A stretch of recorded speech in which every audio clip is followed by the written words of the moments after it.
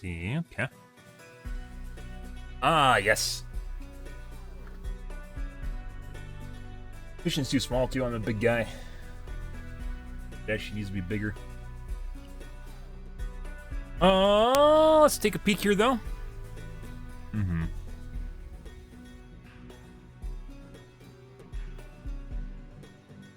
Add some trip photos. Yeah. Oh, first I should make sure there's no porn here. I checked the folder before, but sometimes you don't get everything, you know. Oh my god, Idawin. Look who also has risen from the dead. Here for some trip photos? Mm-hmm. Mm-hmm.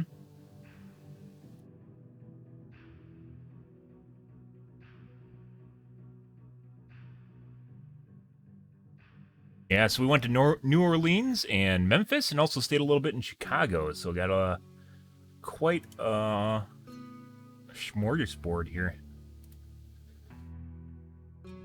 Cootery? Hmm. Let's see.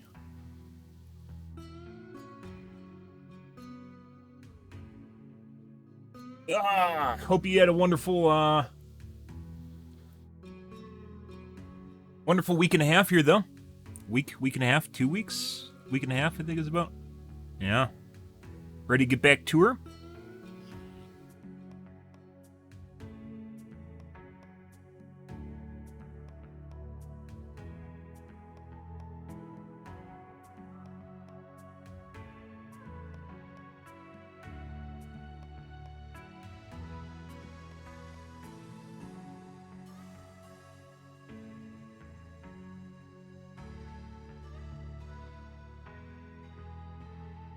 Let's see, plenty of photos here. Did plenty of stuff, too, on the way out. So, yeah, plenty of places we visited.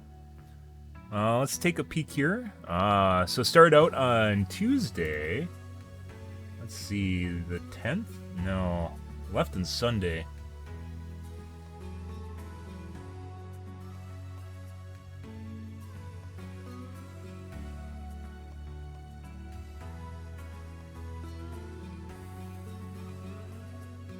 No, the 9th.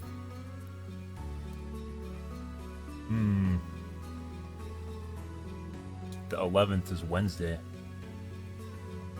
Oh, yeah, okay. That was my trip before, where we went to Montana the week before. So I had a train pass, guys, as you guys know, and you have to use up...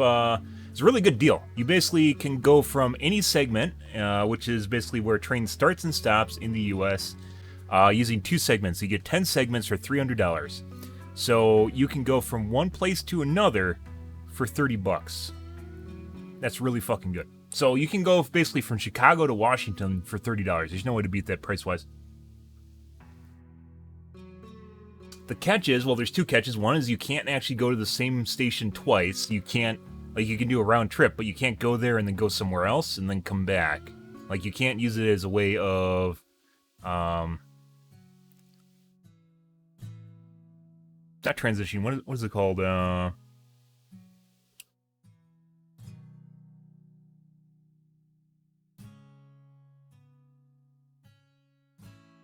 Commuting. You can't use it as a way as commuting. There we go. I don't commute, so yeah. You can't use it as a way as commuting, but basically you have 10 segments you can go around the U.S. First one I went was to Montana, as you guys know. We did the trip from that. The second one was the current one, which I did on the 11th. Yeah, the 11th to the 15th right here. And then I got back on Tuesday last week, so I've had basically a week where I've basically been doing just shit after I got back. Because I did a lot of stuff before I left, and then I didn't quite complete it, and I had to work on it after I got back. So, like, this right here is just me catching up, and yesterday was me just going, hey, maybe I should stream, and then, oh, also something else happened, which was, yeah, it was still a real life thing. One of the PVC fittings on my cooling system broke. Yeah, like the glue actually broke on it. That was pretty impressive.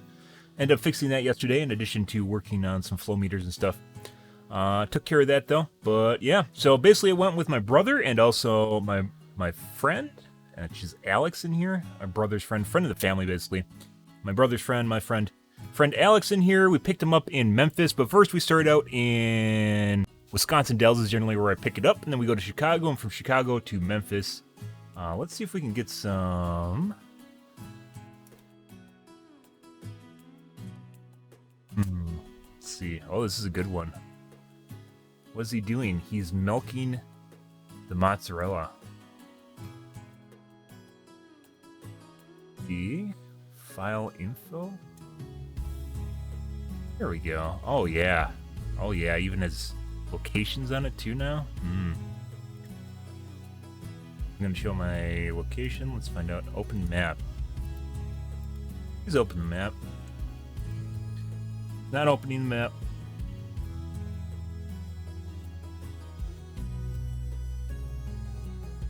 Oh, I can zoom out. Doesn't allow me to open the map, though. Good. Good job, Microsoft. So anyways, this is by... That's actually pretty far off, because we never actually went anywhere close to Milwaukee. So this is wrong. Actually, no, maybe it's right. Maybe we went down here. Let's take a look at... Amtrak train map. Keeps track of the trains. Which one was it? Oh, yeah, here it is. So, this is helpful for you guys to visualize. So, went from here down to here. So we do actually go through Milwaukee. I thought we went down through Madison. Go through Milwaukee here. Then Chicago, and then we went from Chicago down to Memphis right here. And then Memphis down to New Orleans at the bottom here. By the way, New Orleans is a fucking shithole. It's like Las Vegas, only like they try to pretend that they aren't Las Vegas, so like they don't try to like clean up all their shit like Las Vegas does, and as such, the city's really, really shitty.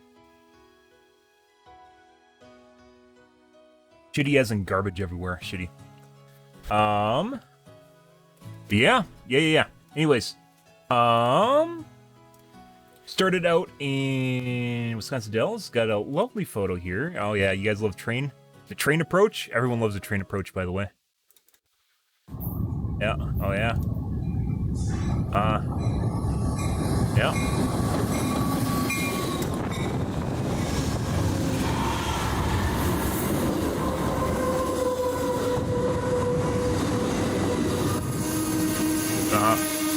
It's more impressive when you're actually standing there. It's like flirting with death. Good evening, Sanjo. And if you notice something here, you notice something strange? This is not an Amtrak engine. I don't know if you guys notice this. Amtrak actually has very, like, they redesigned their cars in the 60s. They very much need overhaul.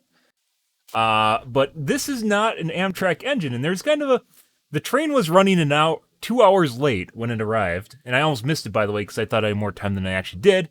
The train arrived, but if you notice here, this is not an Amtrak engine. This is a BNSF freight engine, which goes 15 miles an hour slower than an Amtrak engine. Yeah. Might not stand out to you if you've never traveled on Amtrak, but all their stuff has a silver stainless look to it. If you guys miss the silver aluminum stainless look to it, this is not an Amtrak engine. And as it turned out, their engine broke down. This is kind of funny, because Amtrak... like there is a $66 billion stimulus in the U.S. right now for, basically for Amtrak right now.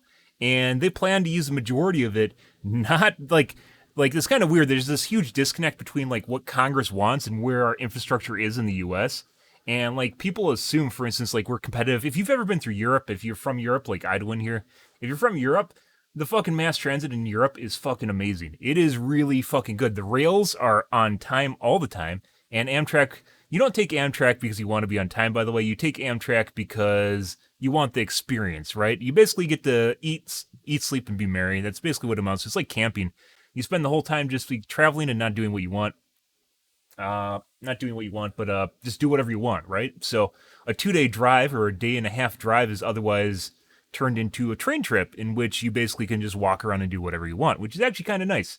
However, Amtrak and infrastructure in the U.S. is very much aging at this point, and to the point at which it's kind of, it's seen better days, right? It's very much seen better days, and a testament to this, by the way, is if you've ridden on Amtrak, some of their trains are pretty worn out. Like, they clean them, like when you get on, it's not so much when you get off at the end. When you get off at the end of a line, like at Washington, Chicago, if you get off at Chicago, The bathrooms very much need a makeover, but that's what they do. And when you get on them, they're very fresh.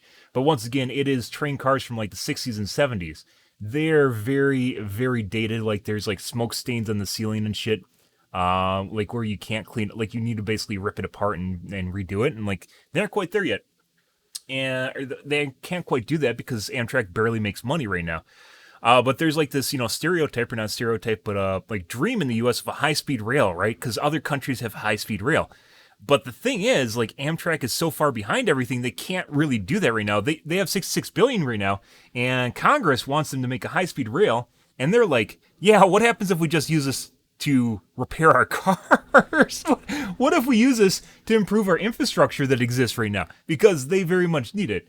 And if you read it on Amtrak, you'd fully understand that, because them as a company, like, they have to recover from essentially like everyone thinking the glory days and the best thing in the world is literally to drive a car everywhere, and it is for close, for short distances. But when you start going long distances, you either want to get there fast, which is a plane, or you want to get there in a way, you don't basically have to worry, which is honestly a train. Trains can get places pretty fast too, but once again, if you have the infrastructure in place, and we don't.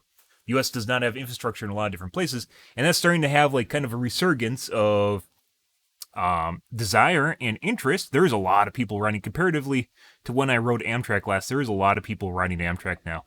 So I think a lot of it has to do with train passes and them trying to get younger generation onto it. And it is something I think they have to kind of like own the fact that their trains are never on time. Like they have like 5-hour and 4-hour layovers because the trains are on sometimes very much 2 hours late. And in order to get the next train on time, you have to, have a buffer window there, right?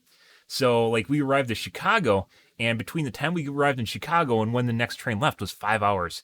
And when we got there, it was like 4.5 hours. And when we got there, there was only 2 hours for us because they ate the rest of us because we were behind this thing, which is a freight engine. So, Amtrak ended up, their engine broke down. Let me show you guys an Amtrak engine. Their engine broke down.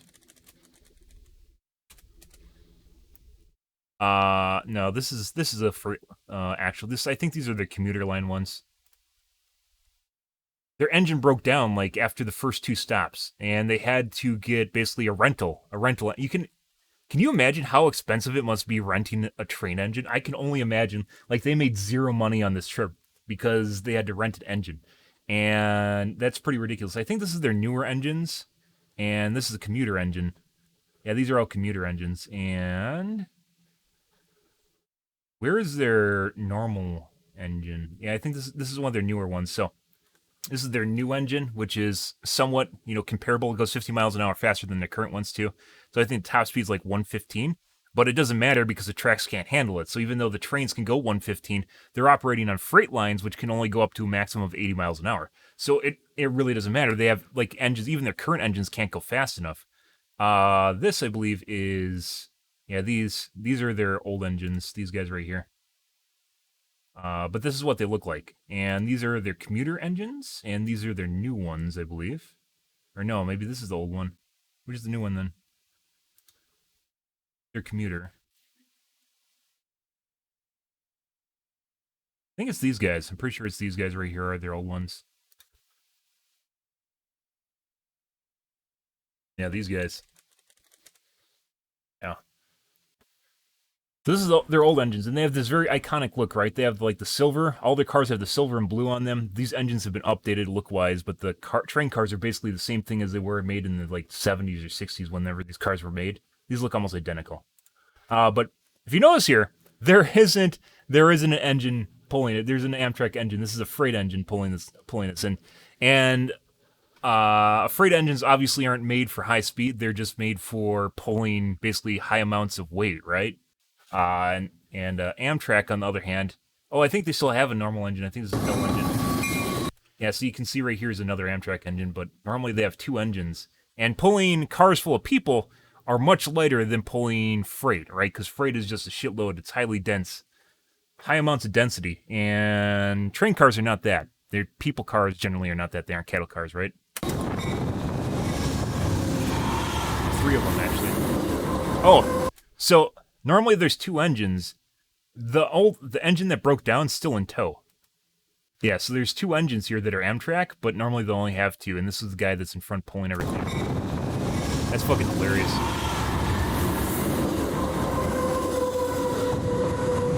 Good stuff. No, so Amtrak's very much usually pretty negative. They're heavily subsidized by the government because people, like, it's kind of maybe a good idea to have, like mass transportation, right? Like a train.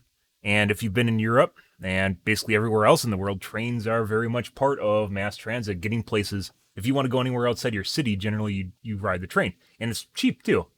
Even in Switzerland, it is pretty cheap riding the train. And Switzerland's really expensive, by the way. And that's like a good thing. You want people to be able to get everywhere. But yeah, like first thing right off the bat here is, hey, this isn't an Amtrak engine, right? that's not right. Yeah. But no, they don't. Amtrak in the U.S. is very much negative. They generally have to yield. They have basically online PDF. Like they're very open about basically their income because they, like they want to be productive and they want to be useful, but they can't because people aren't really, like you have to be willing to put in money to something like this, like fund it, right? And people really don't want to do that. They want this high-speed rail, but no one's willing to basically pay for it, unfortunately. And Amtrak isn't in a position where they can. Amtrak's like, well, really, it's not really like a government, a branch of the government, but it kind of is. It's like USPS, where they're kind of part of the government, but they aren't. They're like their own private entity, but not really, and they're subsidized and stuff like that. But yeah, Amtrak generally doesn't make that much money, and a lot of that also stems from people not being able to take it, because if you take it, you don't really, a lot of people want to get places on time, right? And I think there's plenty of people that take Amtrak and think that they're going to get places on time, and then they don't, and then they're angry about it, but that's basically part of the Amtrak experience. But so, like, if you're taking Amtrak on vacation, which I wouldn't say is a bad thing, you get to see a lot of the country. And by the way, not necessarily the best parts of the country. And I say that in kind of a nice way because there's like Amtrak, train tracks generally have really cheap property by them. So there's a lot of shitholes that pop up next to train tracks. Like everyone that can't afford normal property, all the kind of, you go through a lot of towns, by the way, that don't look like they have any money. There's a lot of closed down businesses, like parts of the U.S. that you don't even think exist anymore, but are still there. Just like closed down businesses, derelict buildings, stuff like that. You see all sorts of shit while you're going down the train tracks. And of course, there's landscape. U.S. is very beautiful and very different. This train trip was very different than when I went west to Montana, and everything got dry and desert-like over there as you go through Dakotas and go into the mountains. Very cool. You get to see a lot of the U.S. and like we were actually, I don't think it was this trip. I think it was the trip before. I think it's when we went to Montana. There's a German guy who was on the train because he got the $300 train pass. He's like, this is fucking fantastic. He like figured out the most segments he could travel in the U.S. to get as many hours of train travel as possible. And it's like 220 some hours of train travel for $300, which is fucking insane. I don't think I could spend, it was a lot of time. I don't think I could spend that much time on a train. But he like maxed out the most amount of time he could. He like basically went around the U.S. and then he did like a zigzag through the center of the U.S. And like he said that like you don't really realize, but like the U.S. is a lot bigger than you think it is because a lot of times you spend time in the cities, right? But when you're on the train, you basically spend an inordinate amount of time basically traveling across the country, and you realize basically how far you can go in the U.S. before you actually run into something. When you're in Europe, you literally just, if you drive 15 minutes, you're in a different city. It's pretty ridiculous. Like everything is very dense over there.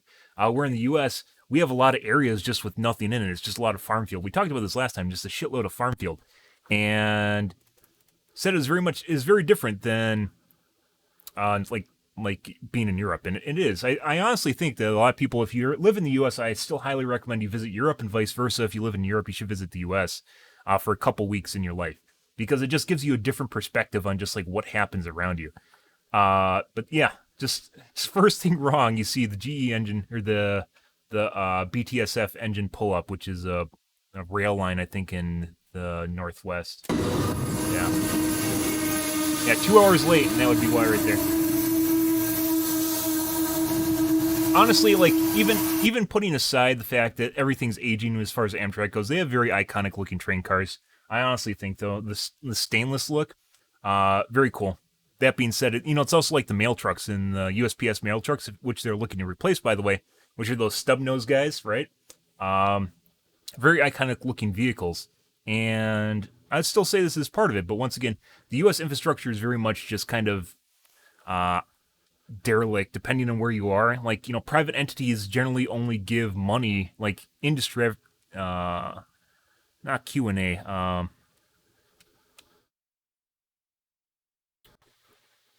like research, R&D. R&D generally only goes into stuff that makes money, right? So if you're in an area of industry that doesn't make a lot of money, for instance, mass transit, because once again, going back to just arriving on time, Amtrak generally rents lines, like they share tracks with freight lines, and they don't get priority most of the time. So a lot of times, you'll Amtrak will run into like freight, well, they'll have to move over and let the freight line pass because the freight line has priority because generally freight line makes a lot more money, right? Because the money's just not there and it's not subsidized and it's just part of the U.S. It doesn't really like it's like this forgotten part of the U.S. that people don't really care about. Um, they want it to be cool. They want it to be like, hey, look at all those European people or Asian people. Look at their fucking trains. They're fantastic. Like bullet train in Japan, you get from the top corner to the bottom in like 5 hours or something dumb.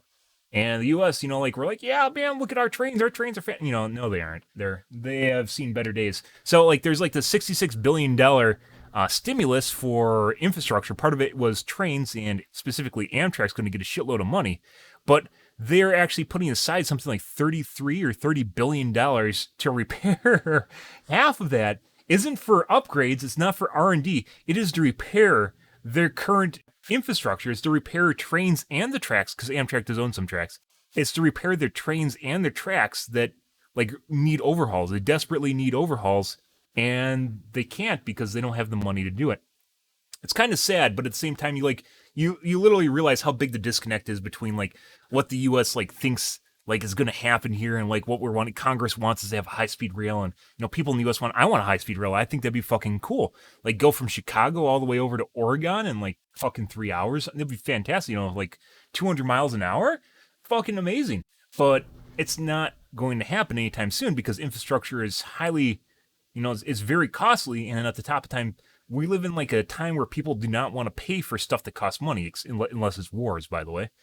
They don't want to pay for stuff like high speed rail, and instead they'd rather go fight a war in Afghanistan, which turned into a shit show now because Biden decided to pull out. He decided to go through with what Trump basically left a time bomb for Biden, kind of on a political rant here, guys. So Trump basically initiated the pullout in Afghanistan, and Biden carried it out because it was a good idea because we shouldn't be in the Middle East. We probably should have left the Middle East 10 years ago. The problem with that is anytime there's like some sort of military retreat, it turns into a fucking shit show. Like there's just no way that it's going to work out well. And that's basically what's happening right now.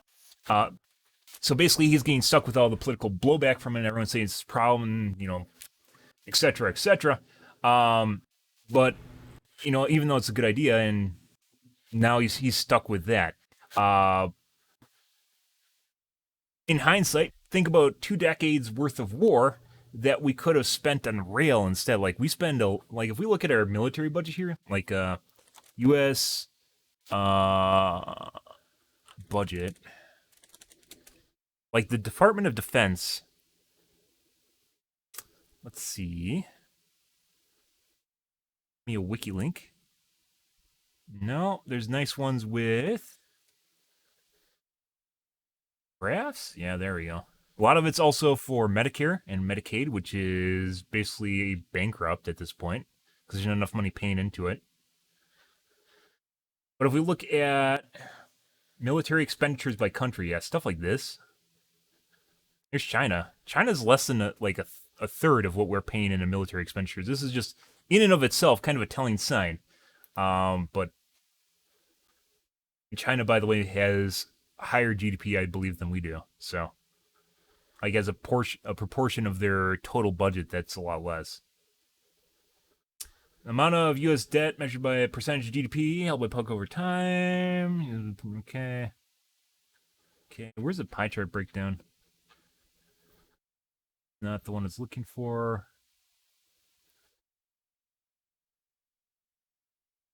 Nice breakdown.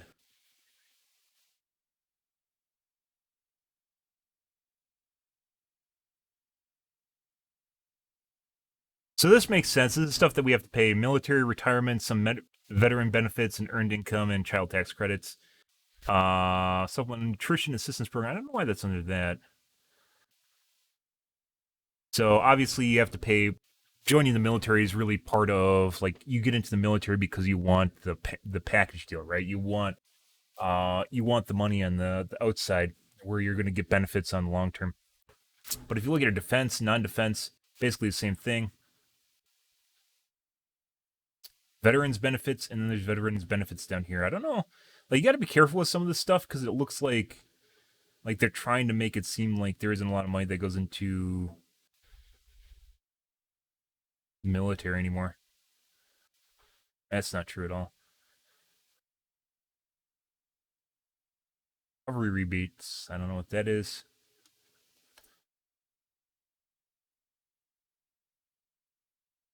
A lot of stuff now is about optics and narrative, where people try to change what stuff looks like and how people view the stats, so then it gives it a better light. It's a better look. You can take stats, guys, and spin it on its head, and it completely changes how you view, like whatever they're showcasing you. And that's like part of stats. That's what they tell you is like it's entirely possible. That's why you have to parse stats yourself. It's entirely possible for people to take something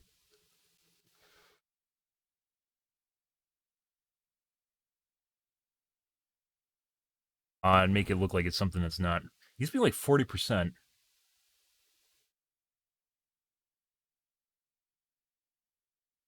Medicaid, Medicare, Social Security. This is all basically part of our universal health care, I guess you'd call it. It's not really universal health care, though, but it's like retirement health care. Paycheck protection.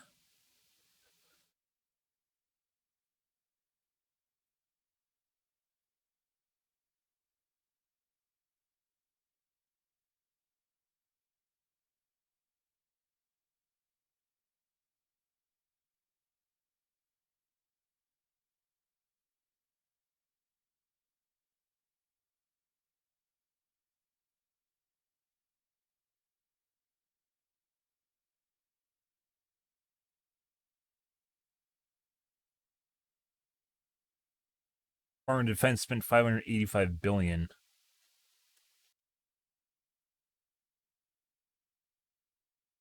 114 billion.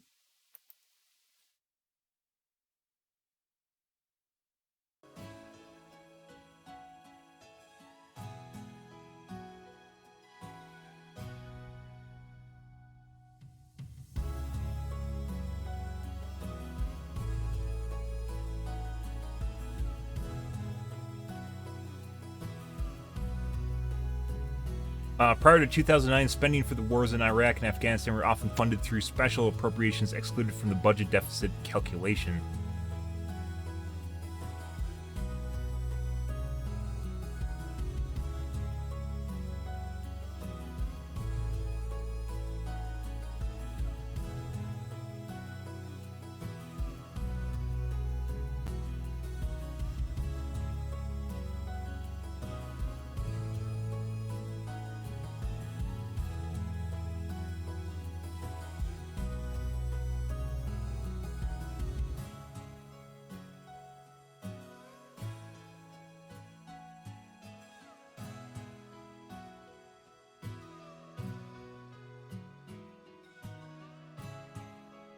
Hmm.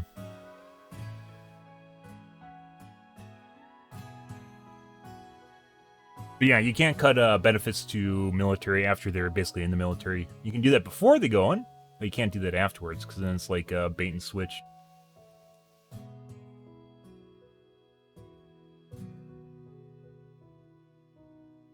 Basically, you have to pay veterans.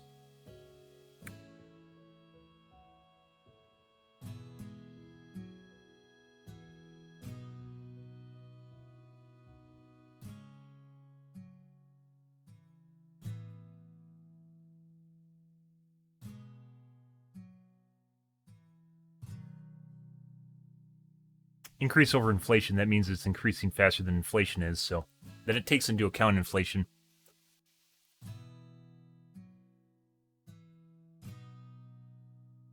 Overseas contingency ops. Oh, yeah?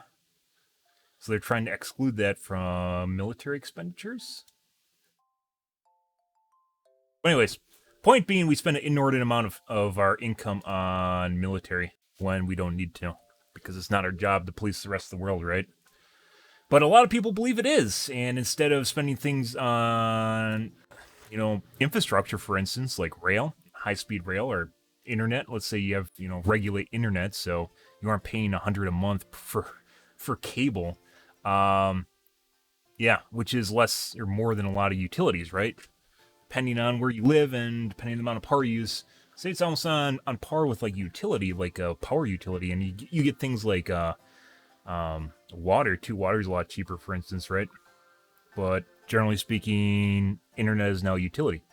But that being said, there's a lot of things you can spend money on. One of which is infrastructure or universal healthcare. There's a lot of things that you can spend money on, right?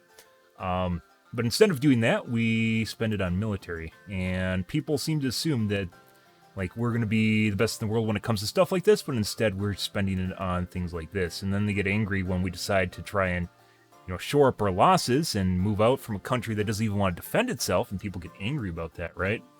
Which is kind of weird. You think people would understand that it's going to turn into a shit show when you decide to pull up, no matter what. It's just the way it goes with any military retreat.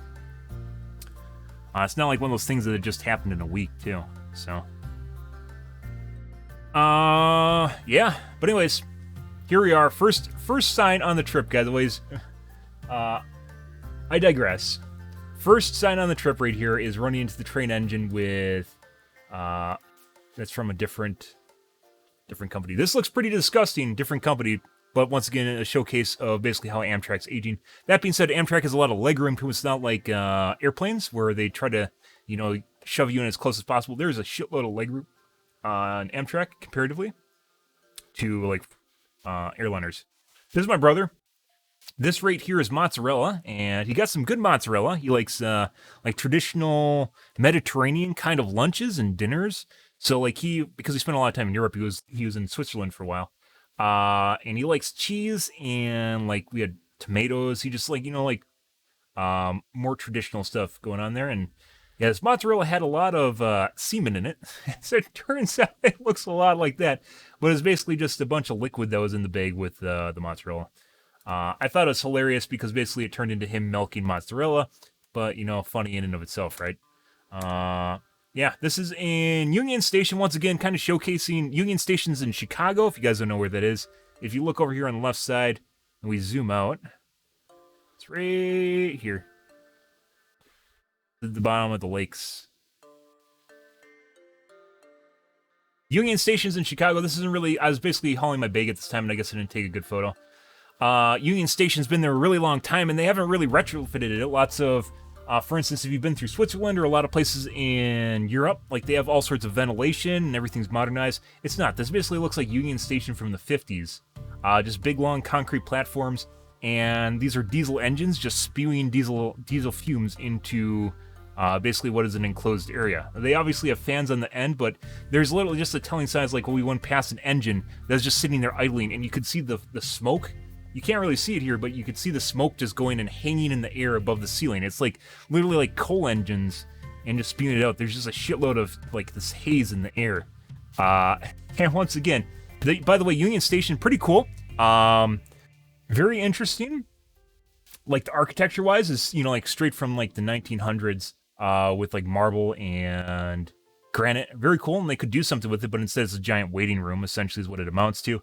And the actual station, which is underground, the actual station looks like it's from the 60s. It's very, very dated.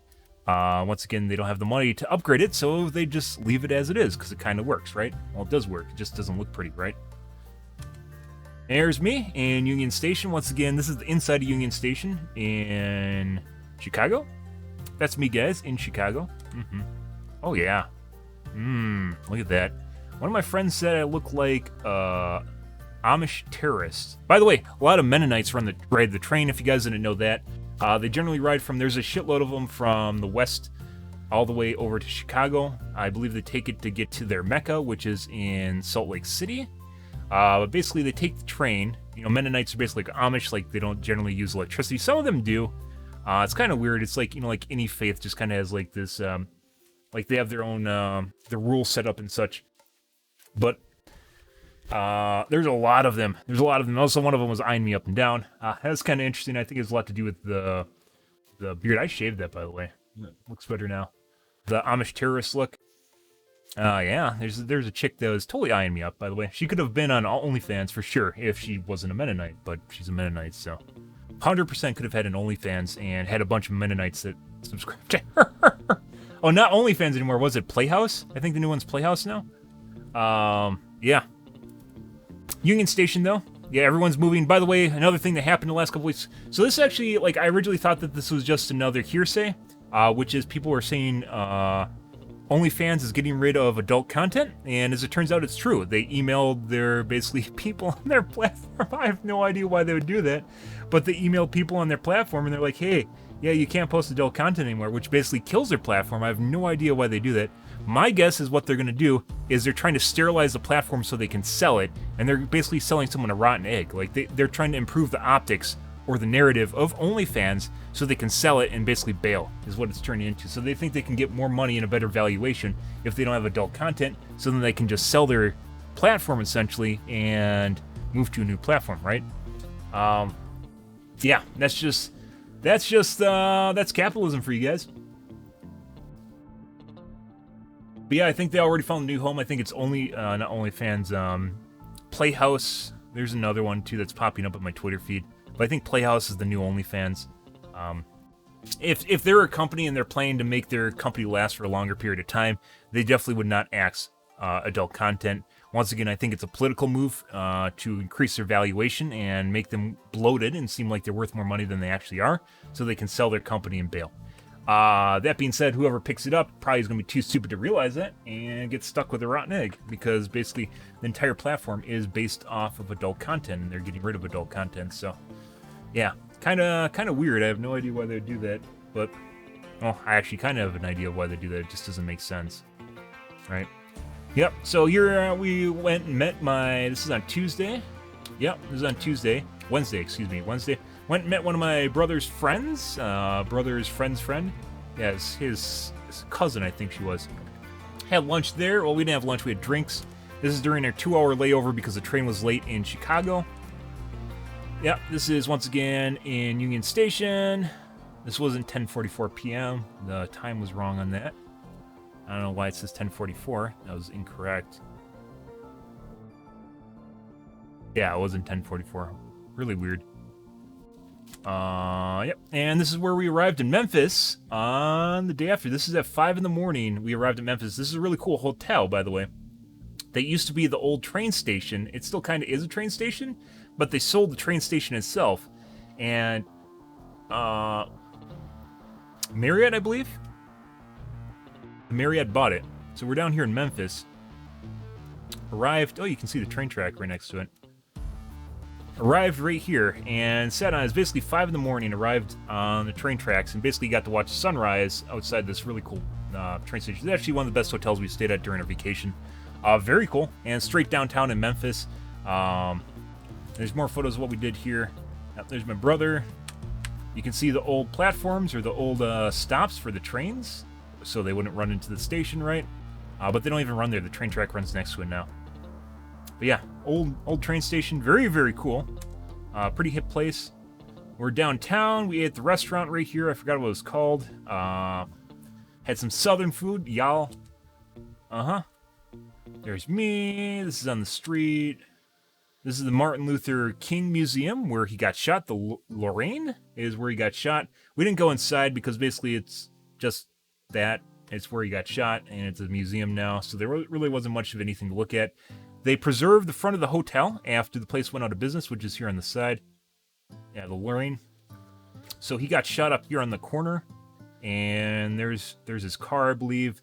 Apparently, like, this is a private hotel. It went out of business. As you can imagine, if a popular figure got shot at your hotel, you would probably... Oh, is the date and time right now? Yeah, it is. So now it's right. As you can imagine, it would probably not bode well for your business if a major civil rights movement person got shot at your location, right? So they went out of business, got bought up, and turned into a museum. As you can see right here. This is once again in Memphis, and they there's a track right over here that we rode up and down with one of the train cars that are operating still, which is this guy. Pretty cool. Train car. Memphis, by the way, was probably the best city we stopped at comparatively. There wasn't a lot to do there, but New Orleans was definitely a shithole. Yeah, rode up and down the street. Very cool. Trolley cars. There's other streets with trolley cars on them, but they aren't really operating. They have buses on them instead.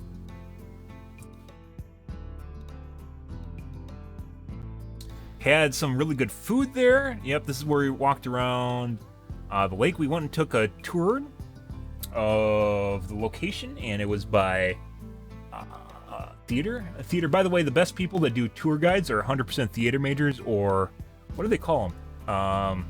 Thespians. Thespians, right? Thespians.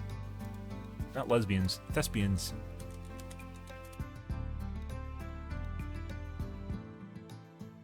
Thespian. An actor or an actress. Yeah. Thespians 100% make the best tour guides. But here's along the river, and basically there's a lot of river boats on it, which are these guys here, and you can go up and down the river.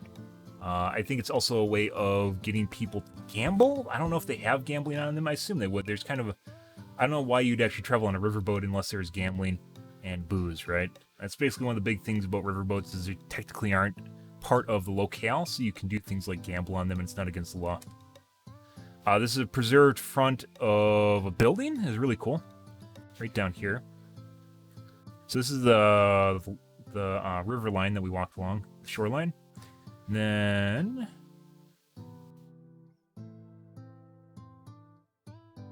make it bigger, but I can't. That's what she said.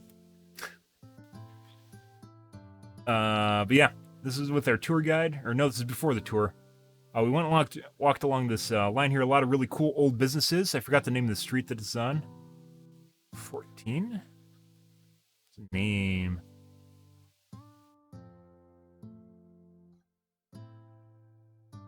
Beale Street. Beale Street, yeah. Very cool. They preserved basically the old building, even though it's a new building. They preserved the outside of the old building. I guess they thought it was really cool, so they built a structure around it. Yeah, this is in a hotel where they walk the ducks. The Peabody, and it's apparently famous, and all it is literally just ducks walking to a fountain and going in the fountain. Yeah. Our tour guide took us here, and this is a popular part of Memphis. You go to the Peabody, you watch the ducks. That's basically it. They come out of an elevator, they get in a pond, and they get out of the pond, and they go back in the elevator. That's essentially it. And it turned into a giant attraction. Everyone's watching. Yep. Yep. Went and got in the fountain. Apparently they only allow them to work. They only do that for 3 months of their life, and then they go to a sanctuary, which is probably code for a meat farm. I kept making that joke, but our tour guide assures us that they go to a sanctuary for the ducks after they basically work for 3 months out of the year. And I kind of doubt that. And I don't know why it only works for 3 months. Probably because they get rowdy or something. I have no idea. But basically you watch the ducks. They run really fast out of the elevator here, which is why I didn't get them on camera. But they run down the carpet to get in there. Everyone sits here and watches. So cool. Yeah, they basically there's kids here. They call them honorary duck masters, which is the guy that takes care of the ducks. And basically it amounts to affluent donators and patrons of the hotel have their kids go and do this. And they get a free cane and they get to walk the ducks and such. Yeah, and you can see them down here. And basically, they just stood up there, and they had a ceremony for them. Everyone clapped, basically, because it's rich people doing rich people things. Yeah, we got in the fountain. But this is also in Memphis. This is the same day? Yeah. So we went to Graceland. If you guys don't know where Glory Hole is basically Elvis Presley's mansion, and it was down here. It's kind of out of the city. Right down here on the side, outside of Memphis. So we drove down here. Everyone says it's a good place to go. It has great reviews. Yeah. It's a shithole. It's a fucking shithole. Elvis was an asshole, and you can just... So, the weird thing was, when we went through Graceland, was they didn't really have anything about him, right? It was about how much money he made, because Elvis made a shitload of money, by the way. I'm sure his family is worth billions nowadays. Elvis... family worth cash poor estate with only $5 million and lots of debt. Yeah, there's no fucking way.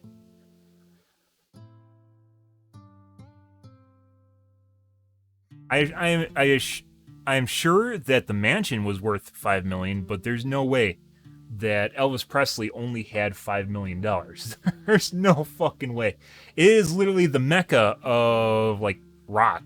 Like the amount of people that we saw going into this attraction, we paid $75, and it's like going to like a Great America or a park, a recreation park, and there is. Elvis' net worth was $23 million. No fucking way. No way.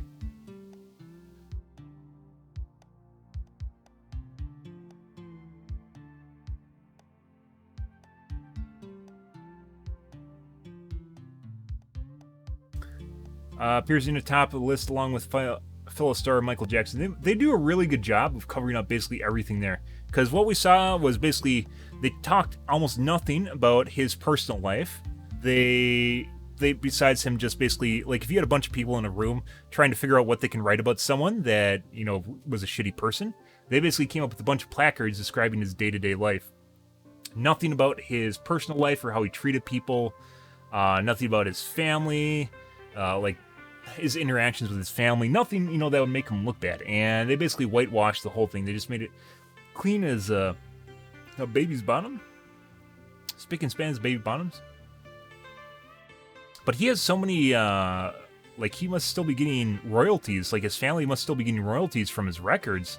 And there's no way, like, some of his records sold millions upon millions of copies. Hundreds of millions of copies?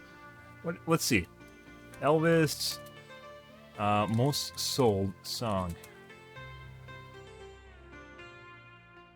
Yeah, like, all the songs are about love and shit like that, too, which is probably why it gets people interested in him. You know, like, all those bleeding hearts, all those romantics. Yeah, and he actually, like, you could totally tell, like, when he went to his estate, he's just like one of those guys that just walked around with his beer bottle in hand his entire day and just got, like, angry at everything. He just seemed like a complete asshole.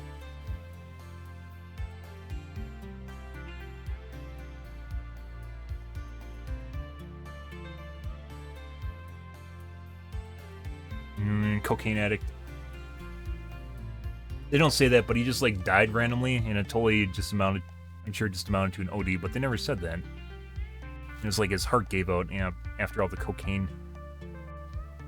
3 million copies.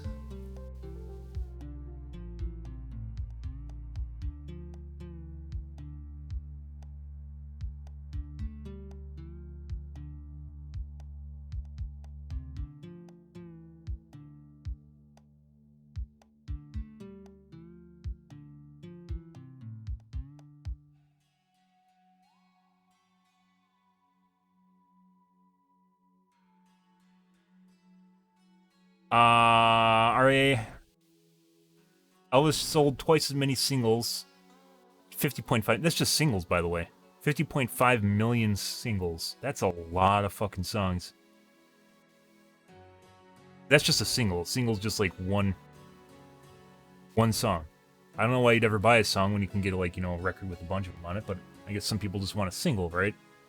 And this is just one song, so, like, it's kind of weird when you try to figure out, like, how much, like, a musician or a singer is worth, but, like, there's no way that his estate's only worth 19 million right now. There's no fucking way.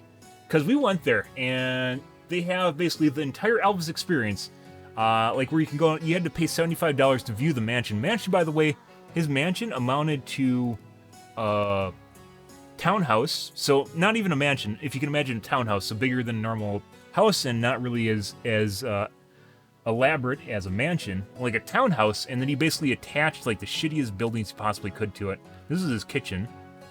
Just looked like your normal's 1970s kitchen, nothing fancy at all.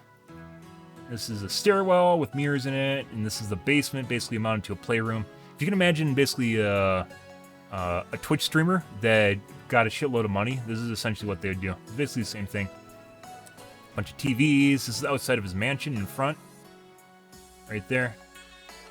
Yeah, so basically a townhouse, right? And then on each side here is essentially where add-ons, additions to his townhouse. The townhouse itself isn't really, this is like kind of the mansion. And the townhouse basically had outbuildings on top of it. So you have like he built a racquetball court, which basically amounted to probably something he built to deny the fact that he was having a relationship with someone at the racquetball court on the university. He apparently spent a bunch of time playing racquetball, and there's no way he was in shape in any way, shape, or form. Yeah, there's Graceland. We paid $75 to go see Graceland. National Register of Historic Places. Ah, Elvis's grave. Yeah, there's a grave there too, so you can pay tributes. There's a bunch of people here, though. This is in New Orleans. This is the bathroom in New Orleans, I believe. Or was this Elvis's bathroom? No, this is the bathroom in New Orleans. Yeah, okay. So, where's this Memphis still? No, this is Memphis. Okay, this is our place in Memphis that we stopped at. There's a bathroom shot in Memphis. Pretty cool place, once again. Very cool shower. The place that we stayed at, no, Chicago was a handicap room. Because it had all sorts of railings and such on it. This is pretty cool. This was inside the hotel room in Memphis. Yeah, this is what you look like, by the way, after you get off the train ride. There isn't really any place to shower, and you're generally in a vacuum chamber because it's just like highly... There's almost no moisture in the air because it's constantly air conditioned. Which is good because there'd probably be a shitload of mold. But yeah, we went from Graceland, then we went to the hotel. We drove back in a car. We drove back in a car in an Uber, and nice lady. But literally she had her music up so you couldn't hear the emergency sound, like, you know, when your dash starts dinging, so you couldn't hear the emergency sound when she was on the highway. Whereas dinging at her, every single light on her dash was lit up. I'm not even joking about this. Her coolant light was on, her ABS light was on, her brake light was on. There's like obviously service engine soon, like a check engine light was on. Everything you can possibly imagine was on, but she still had air conditioning, so I guess that still is good in and of itself. Hey, it's the same shirt that I'm wearing right now. I like that shirt. What a great shirt, guys. But this is the bathroom at that cool hotel I showed you guys earlier. And this is the train car, once again, still in Memphis. Train car coming down the street. And so this is the place that we went to after Graceland, which is arguably better than Graceland, which is this guy here. This is the Pyramid. The Pyramid used to be, this is in Memphis, the Pyramid used to be, which you can see, by the way, from a very far away, like really, really cool attraction. The Pyramid used to be their stadium. However, they moved their stadium to a newer stadium. They're basically their basketball team. I don't remember which one it was. They basically moved their team to a newer stadium. And this was a Bass Pro Shop. they took the old stadium and essentially, like, they give you the monologue when you're in the elevator because you can ride up to the top. There's a restaurant on the top here. It's actually really, really cool. This is actually a really cool place. There's a restaurant on top of it, but on the way up, they basically give you the synopsis of what happened. And they're like, oh, if we caught a fish tonight, I'm going to buy that stadium and I'm going to turn it into the world's best Bass Pro Shop ever seen. You know, one of those things. And basically turned into a pissing contest with essentially someone that has a shitload of money. And they turned it into actually a really cool one. There's not only is there a Bass Pro Shop in the bottom, which I'm not really interested in, but then there's a hotel on top of the Bass Pro Shop, which is part of like a treehouse, you could say. Like, it has like themed rooms and such. It's actually really cool. On top of the Bass Pro Shop, and then there's a restaurant on top of it. This is the elevator that goes to the top of Pyramid and straight up the center. Basically, like I said, it was just amounted to someone that basically had a pissing contest and they're like, yeah, I'm going to spend a bunch of money on this. It's actually really cool inside. They had a lake in there. They had alligators in here. I don't know if you can see how clear this water is. My camera doesn't take really good night photos or low light photos, so... but you can see the fish in here. Extremely clear water. Like, they have to spend a shitload of money to keep it as nice looking as it does. They had pontoons in the water. Yeah. They had an alligator pit in there. They had 2 really big aquariums in there as well. Yeah. Actual alligators inside of the Bass Pro Shop. This you can't really tell, but this is on top here of the edge of the pyramid, and I'm looking down through their floor, which is like reinforced glass. down the side of the pyramid. Very cool at night. And this bridge going over the water in front of us. We basically walked along the edge here. We were over here, I believe. I think we're over there. Earlier where our hotel is. Pretty cool stuff. You can see the old ramp that used to go from the stadium right here on the side that they chopped off. Blurry pictures. Yep. Got to take a couple guys to get the right one. Yeah, and just looking down, this used to be the old trolley line, but it's not in operation because they're in dispute with the commuting line that goes through the town, I guess. So they can't really use it for trolleys right now. So didn't get to ride that. That didn't turn out well. There's another one from inside the Bass Pro Shop. I don't know why this is out of order. Sometimes it's kind of... I definitely did not take this picture at 12:46 a.m. That's kind of weird. This was actually taken a couple hours earlier, before we started walking back. Like before I came up here is when I took this photo. I don't know if I did a panorama. It didn't turn out well or something. Like, the sides here look alright, right? And the center here is all blurry. Oh, there's a panoramic on top. That's kind of weird, because this was definitely taken on the way back, I believe. You better made this one maybe out of order, too. Something weird's going on there. Panoramic on top of the building. Very cool. Can I zoom? Ants.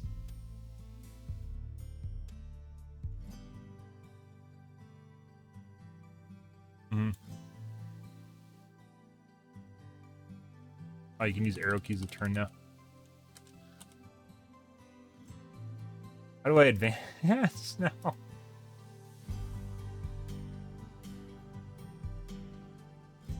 How do I go to the next photo? What? Oh, there you go. Yep, there's nighttime. Tried to take a panoramic. Did it work? Because my camera doesn't like it. We're back on the train. This is where we're going to... Yeah, 6:45 a.m. This is where we're going to New Orleans now. I should have picked up my friend. Oh, he isn't a sleeper. He got a sleeper car on the way down. He said he was going to sleep, and I kind of doubt that. So he arrived at like 1 in the morning at the hotel because he had to drive there from Nashville. It's on the way out.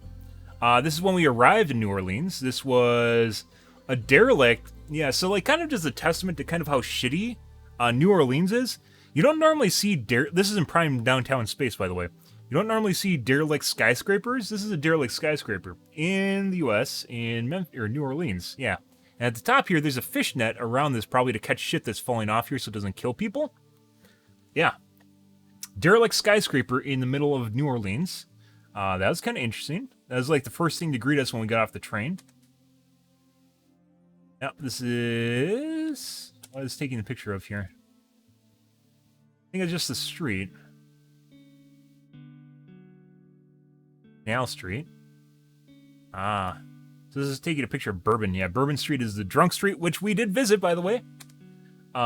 Is this the same day? Yeah. Waterfront, we took a picture of. Just walked around. We went and got, what are they called? Croquets or something? Not croquet. Croquet's a game. Baguettes? It's like a little French pastry. In the middle of New Orleans, they're popular for them. We went and got some. They're basically amount to funnel cakes with powdered sugar on them. I should have took a picture of them and I didn't. Yeah. Yep. There's our friend that's Alex over there. This was a LBGT restaurant. Very cool, by the way. Actually really good. They had pizza too, which is kind of... If you're getting pizza from a bar, especially a bar on Bourbon Street. Well, it wasn't as next to Bourbon Street. St. Anne. Yeah, so if you guys didn't know, this is down... Yeah, there's Bourbon Street. Probably the prime attraction... It is the prime attraction put inside the World War II Museum, which is very cool, which I'll show you guys later here. There's a street that goes along here that has all sorts of weird-ass bars on it. There's like a vampire bar.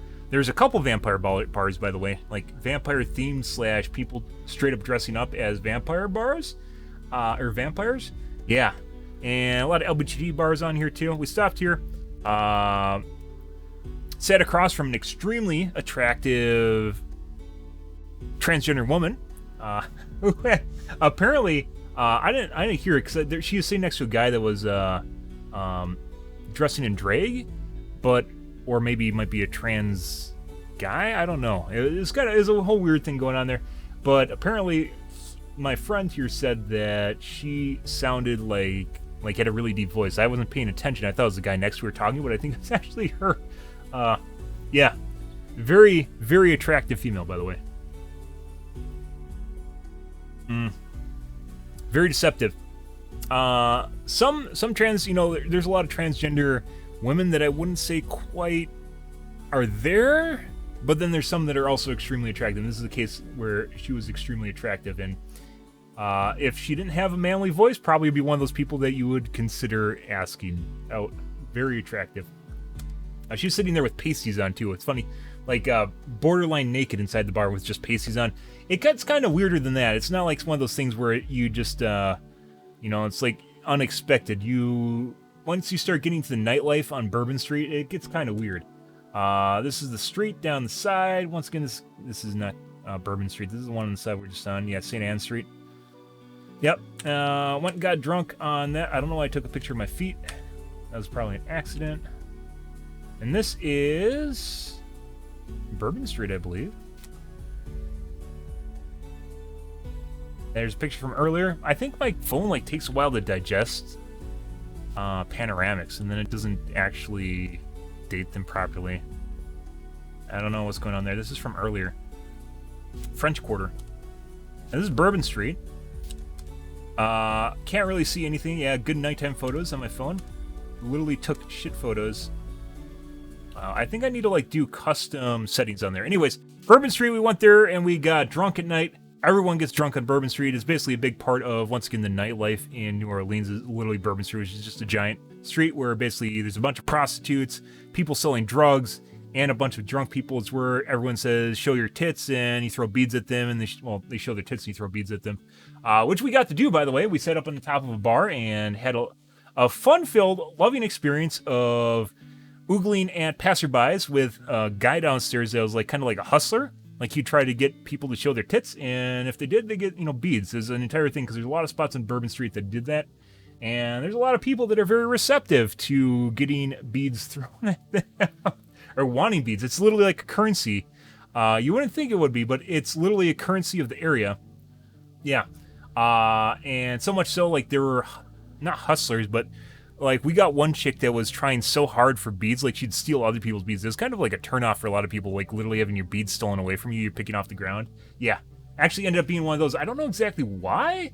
There was a lot of really weird people on Bourbon Street. So, yeah, there's a guy in a wheelchair, a guy that was missing a leg, a disabled guy in a wheelchair, with his girlfriend on his lap, that he would show her tits to everyone. And so there's some sort of weird relationship going on there. And suck her off and make out. Is really fucking weird. Got to see a lot of boobs. Not that it's really all. It's kind of interesting in and of itself that people be willing to show their tits. And it's not like a strip joint either. It wasn't. It's just normal people just walking down the street willing to show their tits for beads. Yeah. Kind of interesting. It was a life experience in and of itself that people are willing to do that in the first place. But yeah, a lot of people kind of funny too, is because you'd see chicks that walk by that would want to do it. But then they turn and look at their SO, a guy or another chick they're walking with, and have a whisper conversation with them. And either they would then show their tits, or then they would walk off afterwards. It's kind of funny in and of itself. They're asking permission to show their goods, right? Because they wanted beads. Funny thing was, we had a bridesmaid or bride's party show up from a wedding. Yeah, a bridesmaid show up with a bachelorette party from their wedding. And they're down there, oogling at us as we're oogling at them, asking, trying to get them to show their tits. And then they came upstairs, and then they started trying to oogle, the chicks, and the bridesmaid and the bride were upstairs on the balcony trying to get other chicks to show their tits. It was fucking ridiculous. The funny thing was, though, they that was funny, but the funny thing was they wouldn't, they didn't purchase their own beads. They wanted you to, give them beads to throw at other people. I don't really understand that. They literally could have went and purchased them from the bar or across the street. But they're up there oogling, and then it eventually turned to show your dick. Or not show your dick, show your balls. We want to see your balls. And they got a couple guys to do that, by the way. But they didn't have beads to throw at them, except for the beads that they had, which were thrown at them. Funny, like, interesting dynamic going on there, because it definitely helps when you have chicks that are also trying to get other chicks, because chicks are generally more receptive to other chicks asking them to show their tits than guys asking them to show their tits, as you might expect, right?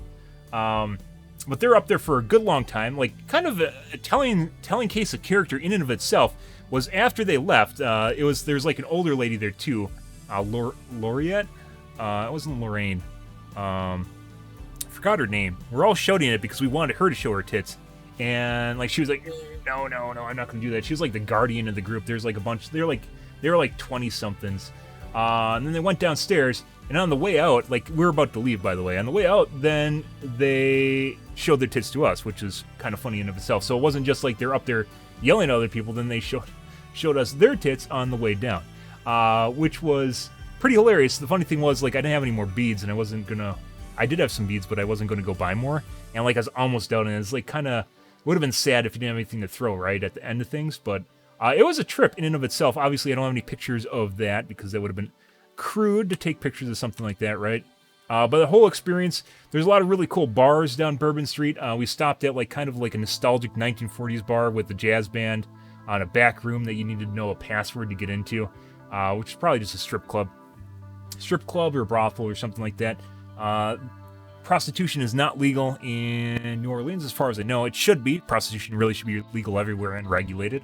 However, it wasn't, and there's prostitutes literally everywhere. There's just guys trying to hustle for prostitutes through like trying to get you to go bang some chicks or something like that, you know. I had a lot of guys try to sell us drugs. Usually they just take no for an answer. Some guys were kind of angry, but usually just take no for an answer and they wouldn't bug you anymore. There's a lot of people selling gummies, laced gummies all over the place. Yeah, anyways. Very cool. That was an experience. We only went there once. I'm not a fan of getting drunk all the time, so it's like one of those things, you know, it's fun to do on occasion, but I definitely wouldn't want to live there. This is one of those cities, by the way, like Vegas, where it's something where it'd be fun to do, but you definitely wouldn't want to live there, right? New Orleans is that way. You wouldn't want to live there, but it's fun to visit. So yeah, this is on our way back, I believe. Yeah, I'm kind of. I wasn't super tipsy. I was pretty inebriated though. On Bourbon Street, Green Fish Grill here. We ate food here. We had some hot dogs on Bourbon Street too. And this is the next day. We went to the #1 attraction for New Orleans, and I would 100% say so, which was the World War II Museum. Unfortunately, I didn't take that many photos of it because it was actually just a really cool experience. Why selfies not scenery? It was a street. I had one earlier of the street, but selfies get you and the street, and once again, my camera doesn't take good nighttime photos. I think if I learned how to use the custom settings, I might be able to get good photos here. But like they just didn't turn out. But selfies include the scenery too. And I do have panoramics in here. They aren't just selfies. I do have panoramics, and like if there's something to see, like I try not to stand in the way of it too. But it's mainly so I can post stuff to social media if I need to and show you guys. Kids all love this. Like if you're putting photos on your dating profile or on your Facebook or whatever, kids love selfies. It's like what everyone wants to see. But this is at the World War II Museum, and the World War II Museum in New Orleans, extremely well done. Top notch. Like New Orleans is a shithole, but the World War II Museum is very much next level. They have like these little areas. They have like themed areas that you would walk through, right? But they're like kind of chronological in like how you'd walk through them. So like they had like different theaters that were in these themed areas that you would walk through, and like they also, it wasn't just like the placards and like the information that's available, but the lighting and like if you can imagine a theatric experience, right? Like you go to a theater, the lighting and the theming were spot on. So like the most telling side, I should have taken a picture of it, and like I said, I really, this is after I got drunk, so I wasn't quite there the next day. Firing on all cylinders the next day. But when we went to this place, the most telling sign was when we went into the Russian theater, and it shifted from kind of like a normal feeling to like they have like blue lights, like, you know, kind of like high temperature lights, so they look like white, super white lights, right? So it had like that kind of tundra feel to it. And then they had like, you know, ambient sounds like air whistling, like you're like in open tundra, right? air whistling, and like they had fans that would occasionally blow air from the ceiling, like a gust of wind on you. So like it was kind of like the same temperature as the other areas, but it felt a lot colder, and it was very cool, very very cool. This is in a different part of it. This is in the themed area. This is a different part in which there were airplanes suspended from the ceiling. This is a B-17, a very iconic bomber from World War II. They also had a B-25, I think. They didn't have the really big one. Very big airplanes, though. These are suspended from the ceiling inside the museum. Very, very cool. They also had a 4D movie, they call it, which is kind of gimmicky because it's kind of like a 3D movie, but instead of 3D with glasses, what they would have is two screens, only the screen was like a light mesh so you can kind of see through it, and then they have a projector behind a projector, so they have a front screen, then they have a back screen, and then they have props that would pop up out of the stage to give kind of like a depth of field on it, like actual theater props that pop up out of the stage to give you kind of a, as they call it, a 4D experience. And on top of it was like a synopsis basically in World War II. And on top of it, they have like rumble seats now, which are the big thing. Rumble seats and, stuff like that. It was very cool. It was extra $4. So as with everything, once again, subsidized things from the government. World War museums are subsidized by the government, right? This isn't. You can have private museums, but generally they aren't very good.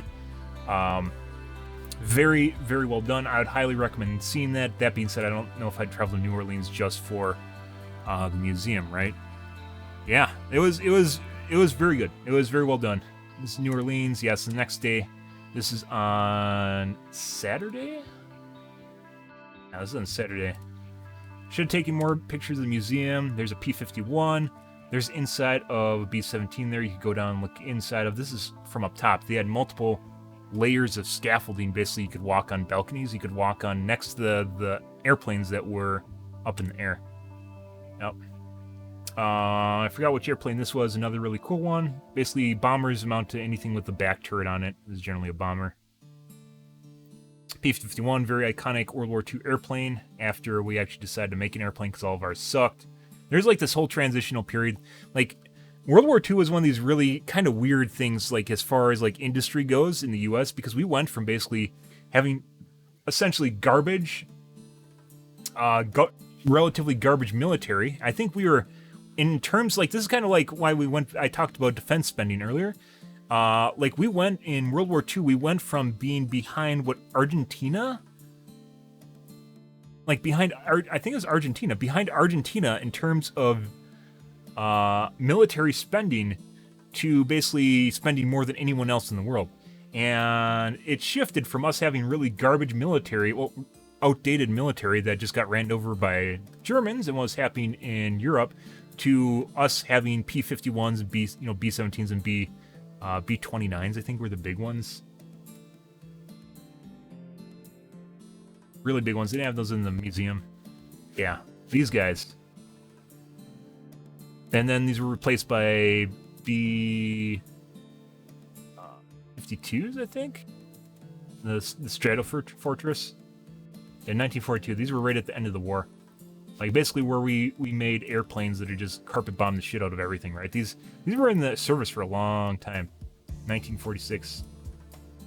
Retired in 1960. So 20 years is a pretty long time. And then they got replaced by... I don't know who thinks they could actually sleep on an airplane. Yeah, there's just a shitload of bombs in them. Then, like, the B-52, I think it is. Stratofortress. Yeah, this guy, which I think is still in service. These are, at least they're like the major bombers that we use. In service. And then we have stealth bombers like a B-2, right? But these are the major ones.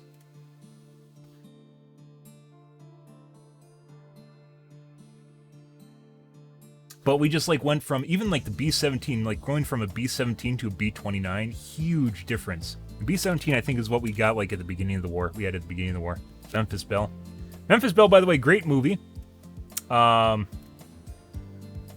Stainless one.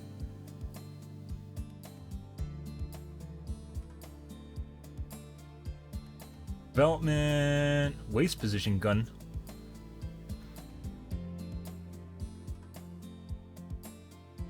Ah, so you can aim around instead of having a giant open window.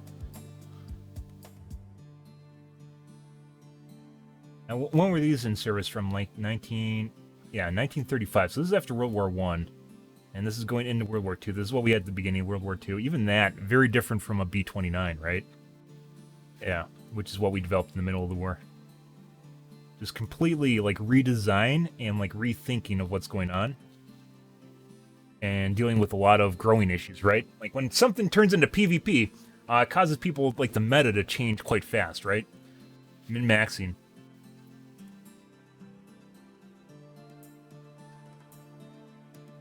German training model on how to attack a flying porcupine.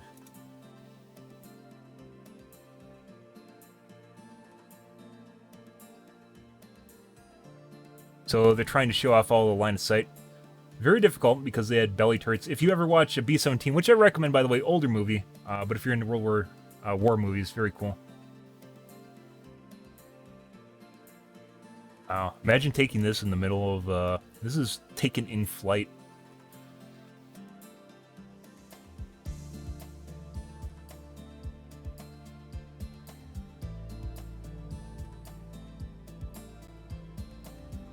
Pretty crazy. Coast Guard.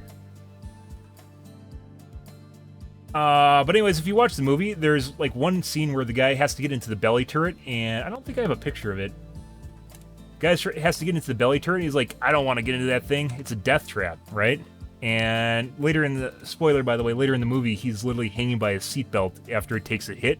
Like you get a seatbelt while you're sitting in this belly turret that goes underneath it. And he's literally just sitting there. Like, the one thing, like, short guys, like, the two things they can do in life is, one is be a jockey for, like, horse jockey, and the other was being in a belly turret in an airplane. Yeah, this guy right down here.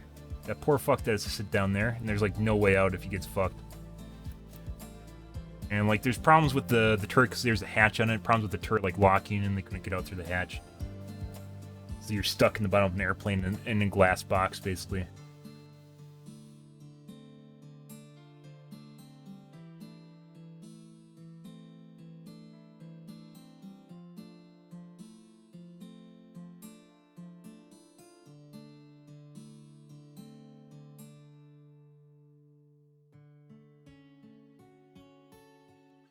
Propaganda?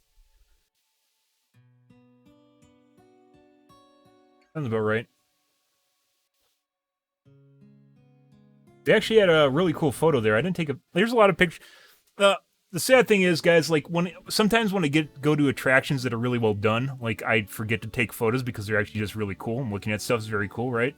So the World War II Museum was very well done, and I was too busy looking at stuff to take really good photos. You can see the belly turret right there, I believe. On the B-17. There's a photo showing, like, kind of the damage they can take and still survive in the museum. And it showed a B-17 missing, like, an entire side of the airplane. Like, was still capable of flying back. It's actually very cool.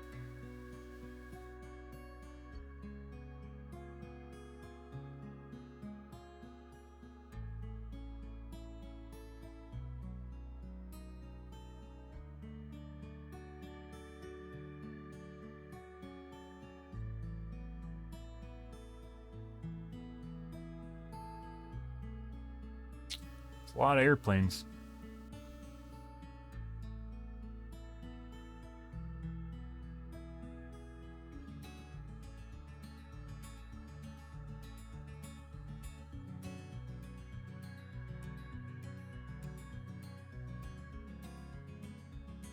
But yeah.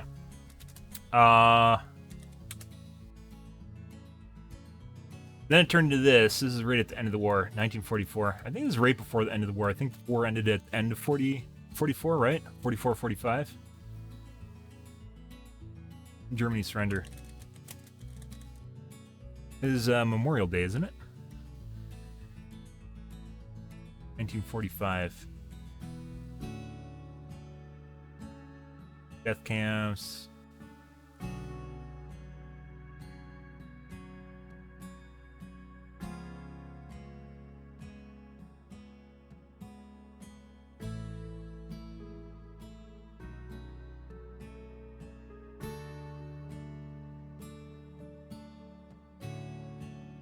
Lots of Soviet. Lots of dead Soviets.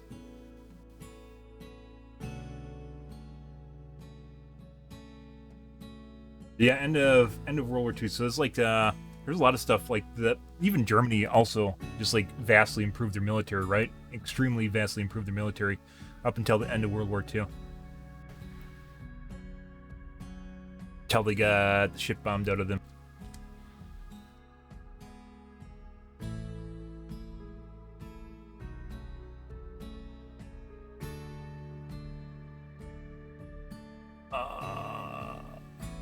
Allied counteroffensive, so this shows when areas were retaken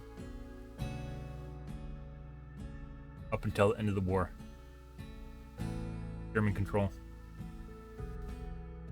Still in Norway and Denmark. Not that there's much up here.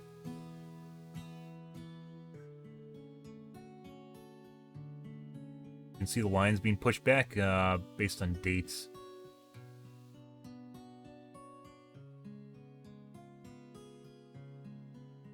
Pretty cool. But yeah, things completely changed right up until the end of World War II.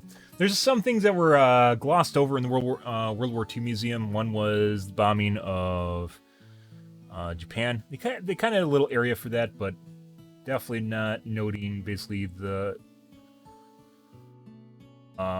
complete destruction, basically with nuclear bombs, atomic bombs at the time.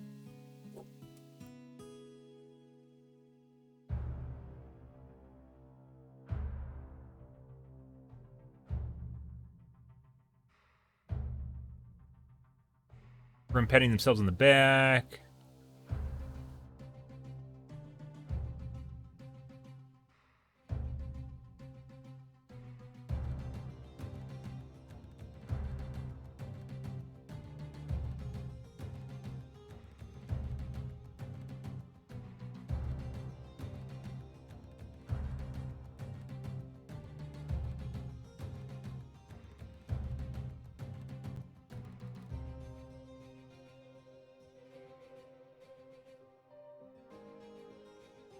Two remaining flyable B-29s. Interesting. You think they'd, based on the number that were produced, you think more people would keep in touch or, like, would preserve them, right? Because they're definitely iconic airplanes, just like a B-17.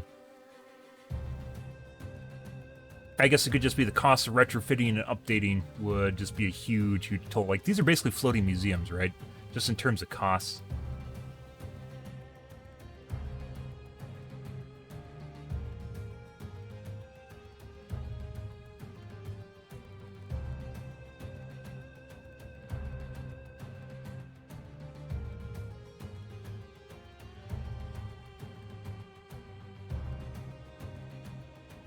Anyways, very cool. I really enjoyed the World War II Museum. We spent the whole day there. Very, very cool. Highly recommend. There's me. There's more photos. So this was after World War II Museum. Our friend went back to the hotel room. He gets kind of... he reaches saturation quite fast on social engagements. I'm kind of the same way, but it was a trip, so. This is outside at a photo. This at a fountain, excuse me, outside of...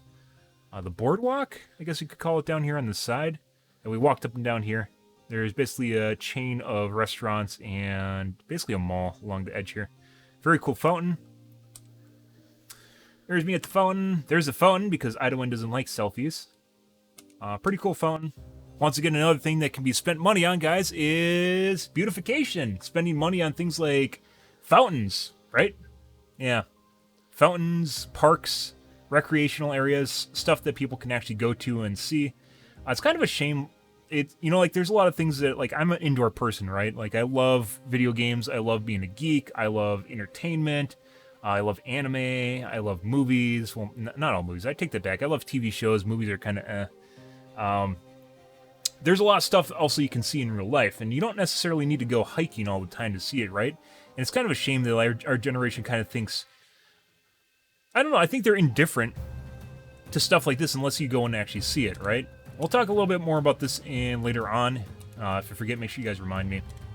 But there's just stuff where, you can just go and see fountains, and you can just hang out. It was actually a really nice afternoon.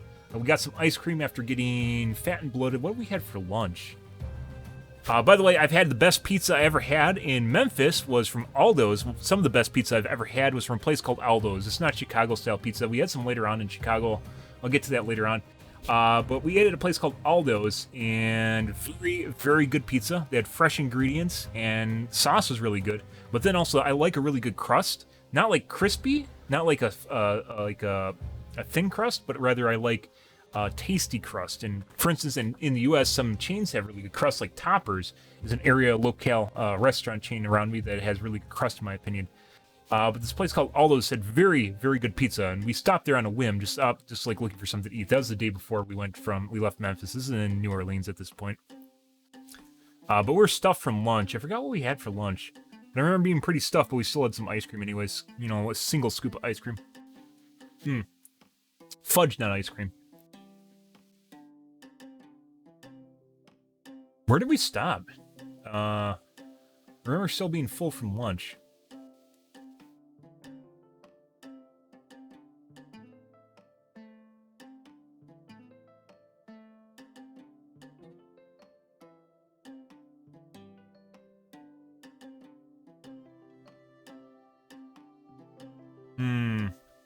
What did we have for lunch?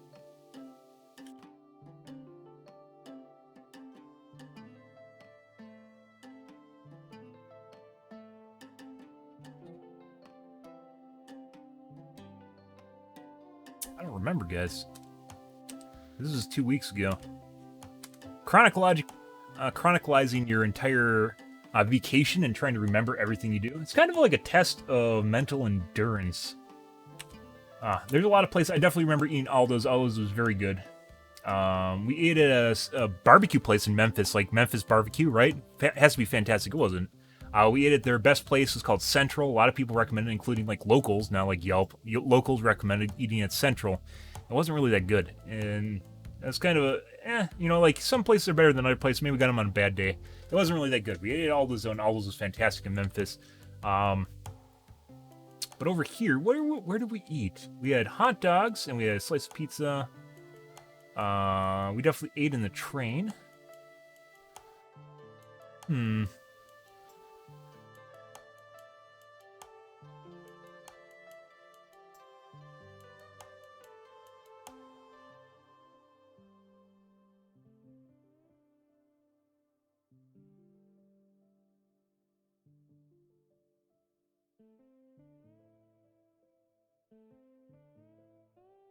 Easy saying I don't remember, right? That's like the relieving feeling of just trying to get over the idea that you don't remember something.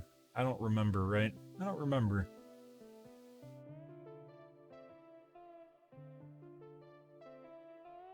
Oh, did we eat on the train? 14th. No, the day before was when we ate on the train. That was in Bourbon Street. What did we eat before we went to World War II Museum?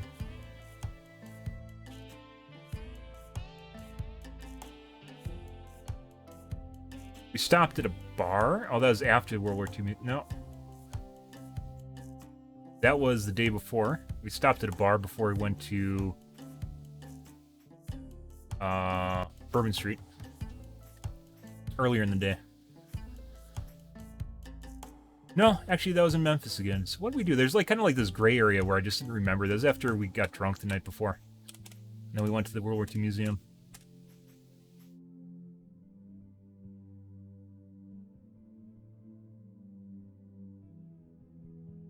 I don't remember, guys.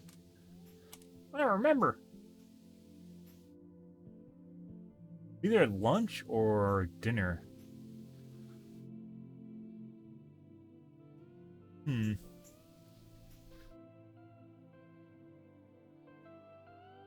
Curious.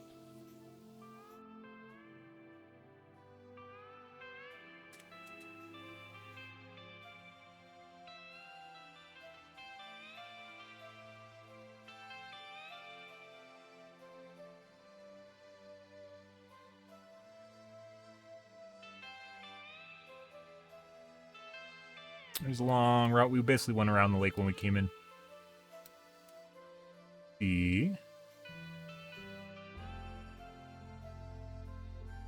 Definitely ate at the pastry place, but that was Bourbon Street. Oh, this looks really weird. This is some sort of weird depth thing where it looks like you're looking down at a weird angle. Probably because the streets are all going like this. That's trippy.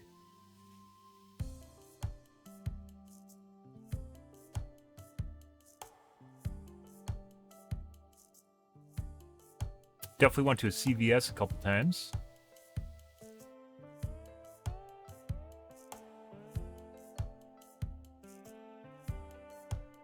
We ate... Oh.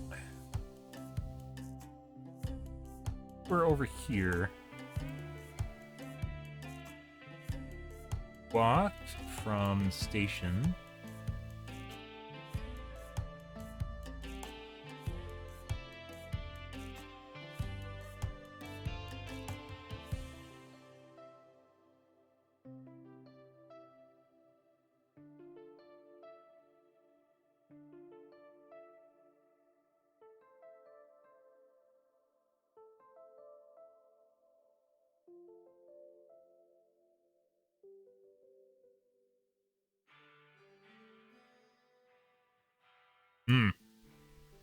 Or further down.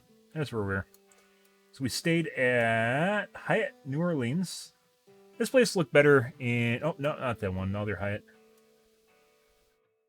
Marriott, not the... We actually went to the wrong Marriott. Our friend took us to the wrong place.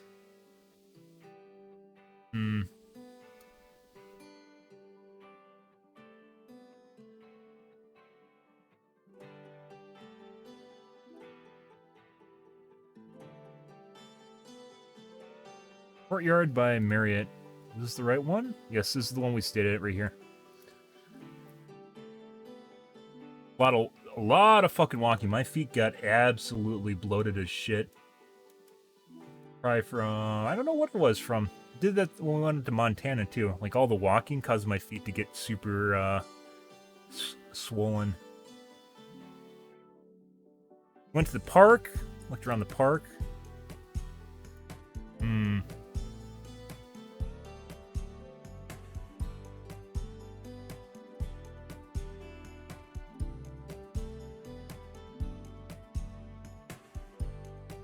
I don't remember where we ate after, before the World War II Museum.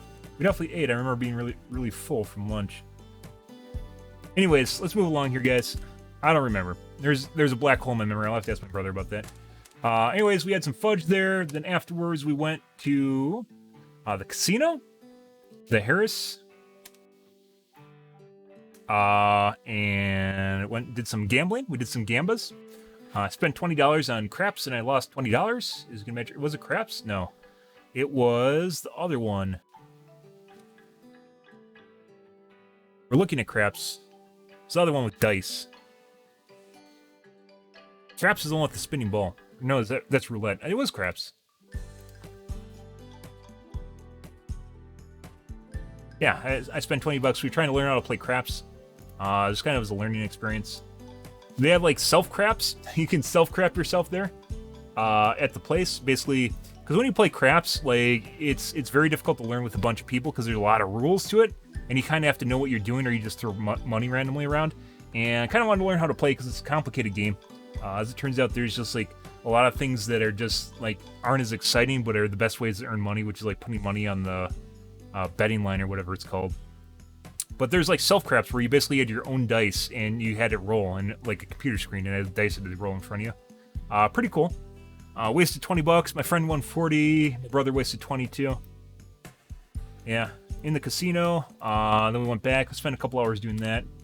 And this is the next day. Yep. So we went to the aquarium on the dock. There's a private aquarium on the edge of the dock here. Called cute little aquarium. Audubon Aquarium of the America something. This guy right here.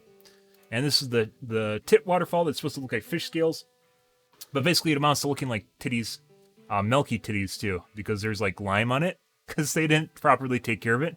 So there's like lime on it that looks very milky in color. Pretty hilarious.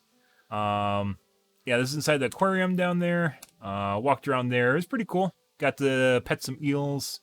Stingrays, not eels. Stingrays. Small little aquarium, pretty cool. Then we rode back on the train. This is the train ride back, guys. The same day. Yeah, train ride back. We dropped our friend off in Memphis. This is overnight on the train.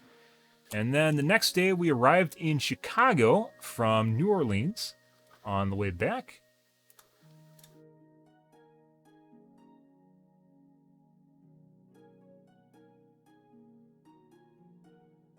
We went to New Orleans. We dropped our friend off again in Memphis up here, and then we rode all the way back up to Chicago.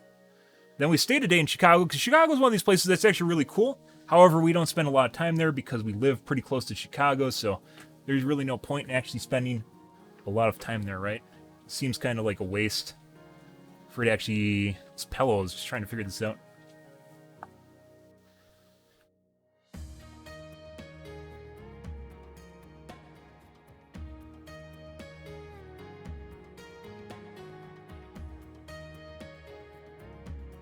It's also humid as shit. Surprise, also still humid as shit. 70 degrees, guys, humid as fuck. But yeah. We're back, went to Chicago. Chicago was one of those places we never really spent a bunch of time in because it's so close to where we live. That we never really spent time there. Stayed in Chicago over a night. Pretty cool. Chicago, very scenic, very cool place. There's the Willis Tower, also known as the Sears Tower, to basically everyone except the Willis, which is the... Willis Tower was renamed in like 2008 or something like that because the major occupant was no longer Sears because Sears basically went out of business. And instead their major tenant was the Willis Company or something like that. But this is before. This is the Willis Tower.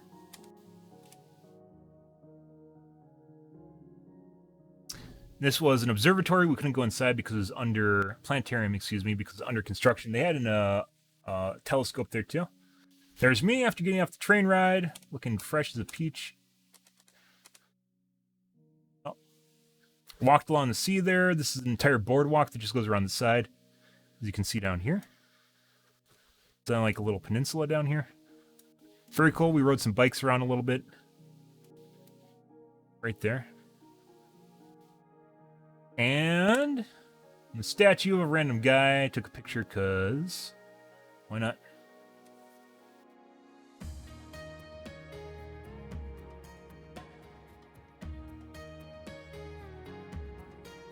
Son of Poland, general and military engineer of the American Revolution, fortified Saratoga. This is a major strategist in the Revolutionary War. But Thaddeus Kosciuszko. Exactly. Bless you. Took a picture of him. This is a boardwalk, once again, panoramic, very beautiful. The fountain in Chicago, also very, very beautiful. This is from the TV series Married with Children. If you've ever seen an episode where they have the fountain at the beginning, this is the fountain from that. There's me taking a selfie, because why not? And then we went to the art museum. Art museum in Chicago. So we did a couple different things in Chicago. We went to... Did I not even take any pictures of sheds? I don't think I did.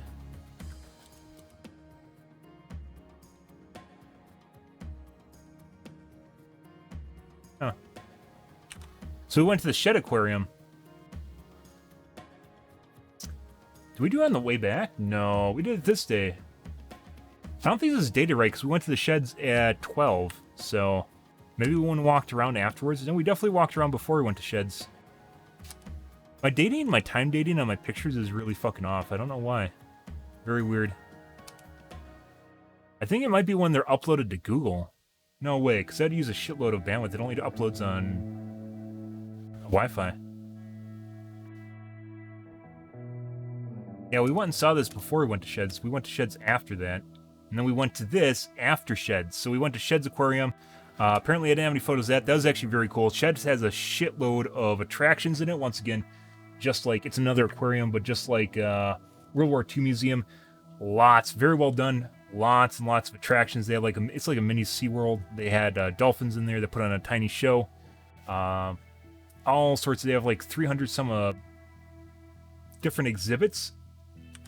Absolutely huge. Don't have a picture of it, but highly recommend going there. Once again, an attraction. Very, very cool. What did we eat from... I know what we ate for dinner. We had pizza. That was really good. What do we have for lunch? I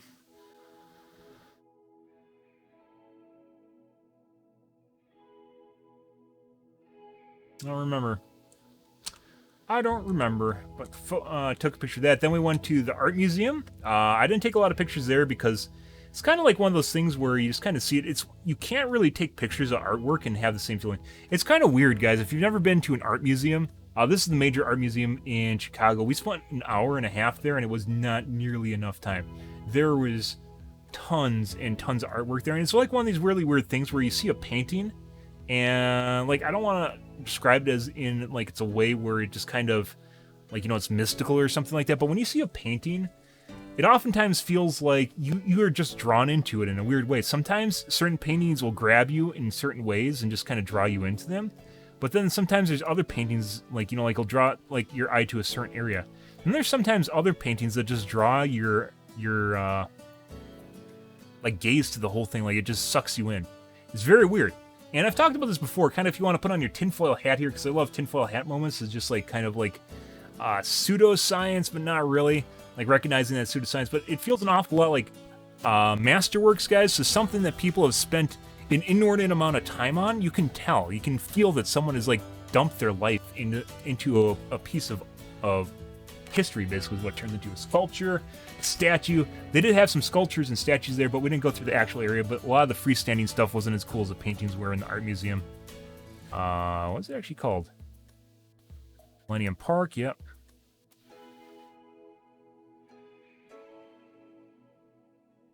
Not have the name of it. It's the Art Institute of Chicago. Yeah, we didn't spend nearly enough time there. There's certain paintings, though, it's kind of eerie. There's, like, certain paintings that will just completely suck you and, like, maybe you'll look at, like, a certain part of it, and there's other paintings that just, like, pull you completely in. This is one of the very cool paintings on display. I forgot the name of it, in the Art Institute, and just completely draws you in. Very cool. Very much enjoyed going there, and I wish we had more time there. We didn't think it would be one of those things where we'd spend a lot of time in there, and it actually was. It's it's really one of these weird things that, like I mentioned, where it feels a lot like you can tell someone just spent like their life doing something, and it's like something that they put a lot of like shits. If you only have so many shits to give in life, right? So it's important to pick your battles in what you give shits to. Give your attention to, your persona, your energy to, because you can run out of shits to give when it's important to give shits, right? And sometimes you have to give more shits, and other times you have to give shits even when you don't have any shits left to give, right? But oftentimes, like, there's just things where people just dump their, like, heart and soul into, right? And you can feel it. And the art's really weird because obviously it's just, like, one thing made by one person, so you can very easily tell, like, it feels like it's something that just one person's made. Whereas a lot of things in life, like if you're looking at major architecture or movies or TV, even then, like anime, like for a lot of different reasons, I can get on an anime rant. For a lot of different reasons, anime is basically one of the best forms of entertainment, assuming that you can actually handle it. Some people can't. One of the best forms of entertainment because it's basically just hand-drawn artwork. And there's no actors, so they don't get in the way of what you're trying to convey, and it's just basically pure story, and you can go anywhere and do anything because it's just artwork, moving artwork. But there's a lot of things in life where just you can feel like someone just put a shitload of effort into something you're looking at, and you can just like, it's not just the effort, it feels like there's like part of their souls attached to it. Like tinfoil hat here, just like part of their souls attached to what you're looking at. And this is one of those paintings. It is very, very well done. And things in particular that attract your attention are like the umbrellas and like kind of the depth of field that they have going on here with the background characters. I pointed this out to my brother. Depth of field with the buildings where they get blurrier into the background, less detail oriented, right? So your eyes are always drawn to the forefront. But very, very cool painting. Very, very cool painting. I really like that.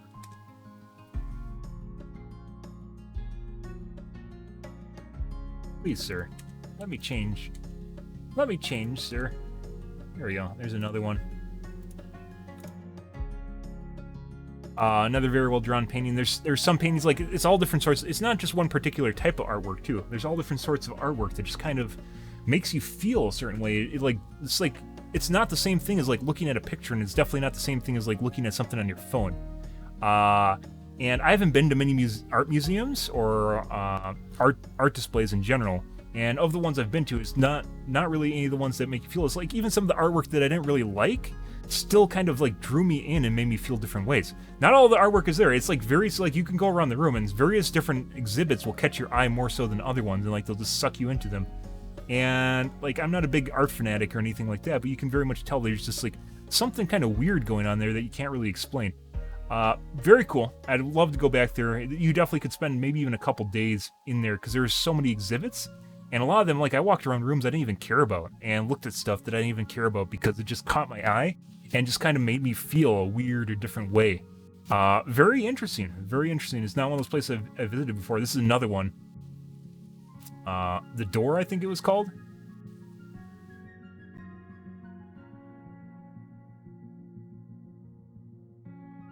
That which I should have done. It's basically, this artist basically makes paintings of, like, moments in his life where he kind of regretted not doing something. And this is basically an example of an opportunity that he never actually took in life, and it haunted him, and he ended up painting a picture of a door that he found in, basically a trash heap. He found a door from a trash heap and a used wreath, and he put it on the door. And you can't really tell, because this is a picture, right? You can't really tell. This doesn't even convey this, like the colors are all off and such. But like when you're looking at this, it just makes you like, it gives you this forlorn feeling. There's so much detail in this painting too. This gives you this absolutely forlorn feeling when you're looking at this painting. Very, very cool. I really like this one. That's why I took a photo of it. Very, very interesting painting. And once again, one of those areas where I could have spent a lot more time there and we didn't, unfortunately. Very cool. Very much like this. Right before they closed. They closed at 6, I believe. We had to get out of there. Very cool. Please let me go forward. Please, sir. Yep, and this was a weird sculpture. There's a lot of artwork in Chicago, once again. This is, it's not a sculpture. These are, like, living, it's part of a park. Living artwork or something like that. I didn't take a picture of it. And basically what happens on the other side here, once again, like when something catches my eye, I forget to take photos. On the side here, this is on the back. On the front here, it's pictures of faces that like just make random they just make random movements like this, and then they eventually, the water like goes up and down, kind of like with the emotional feel to it, and then eventually gets to the point where they then purse their lips like that, like they're gonna kiss you, and then it shoots water out of it. It is super creepy, super fucking creepy. Where was this?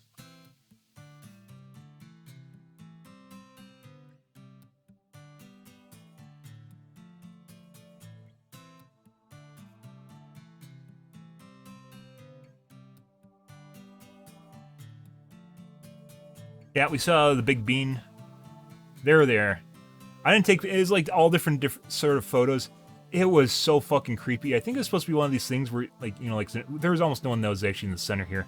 But it's like one of these things where, like, water pours on the concrete and then they have drains below it that suck it back up and they do it all over again. And it's like one of these weird things where you just look at it and, like, it's just like people making random faces and then they purse their lips and then they spit water at you. It made you feel something. I don't agree with it. I found it very creepy. But it was also at the same time, it made me, like, you know, it made me feel something weird and different, right? Yeah. Pretty cool. Nonetheless, there is the jelly bean everyone takes pictures at. There's me taking a picture in the jelly bean, right there. There's my brother. Got a rare shot with almost no one in it. There's a lot of people here, so almost no one in it. Yep, and the fountains, once again, you can see the fountain spewing in this one. Yeah, there's a lot of water leakage from this guy, too. They must pump directly from the river because it's close to the riverfront. There's a shitload of water going through this water attraction, I guess you could say. Very cool. Very, very cool stuff. We're on bikes. I took a picture. These bikes are those rental bikes that you can get in the city and you just go around different places. And my brother taking a picture of me on the bike. We drove to the pier. Had to get like a lot of Chicago in. Very dense. A lot of Chicago in. This is another fountain in Chicago next to the pier. I took a picture of something here. I think I was trying to put my phone in my pocket. Yeah.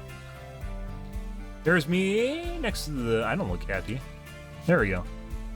Next to the pier, we took a picture of that. And then this is on the pier. They have like a little amusement park on the pier with the Ferris wheel. We went and rode the Ferris wheel. There's my shitty night photos. I need to figure out like the proper settings for night photos on my phone. Yep. Took a picture of the city. There's on the dock.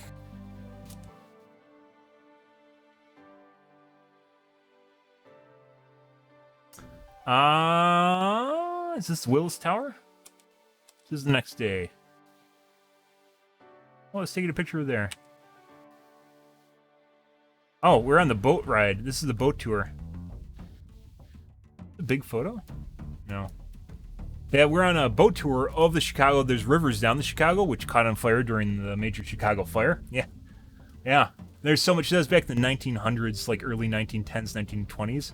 Where they had the giant Chicago fire and the rivers caught on fire, so they couldn't use the rivers to put out, and the rivers spread fire all over the city. Pretty horrible. And one of the reasons that like they started instituting regulations so everyone didn't dump their shit into the river and then have it catch on fire. It was a boat tour. Just went by some really big buildings. Pretty cool skyscrapers. Yeah, there's me. Thought the artwork on the side of the building was pretty cool. This is the old USPS building that they sold. It was something gross too. They sold it for like $20 million, and the guy like $24 million, and the guy who bought it then died, and then they resold it for like $120 million. It's something absurd. Like the guy who's gonna renovate it died, and they just resold it immediately for like $120 million. And then it's preserved by a company that takes other like historical buildings under their wing, and they've put something like $500 million worth of renovations into this building, which is ridiculous. I don't know why you'd ever do that, but they did, and it's now home to different companies other than USPS. But used to be the old USPS building in Chicago. There's an osprey flying around. Took a picture of that. As on the boat tour. Is interrupting our tour guide too. She was kind of perturbed about the fact that Osprey was taking all of her eyeballs away from her. There's military doing some training exercises. Ospreys being the airplanes with the rotors that go up and down like this, right? Pretty cool. Very rare to see them.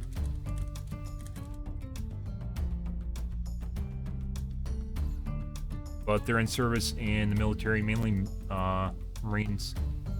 These guys.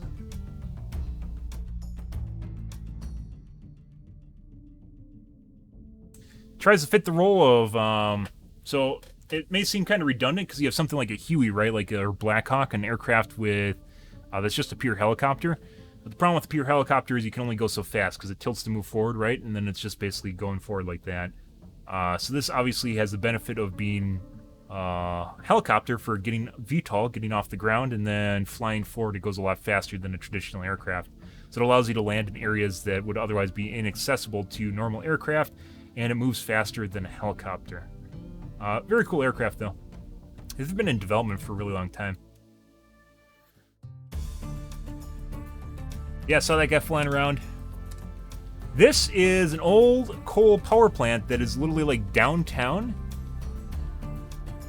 in Chicago.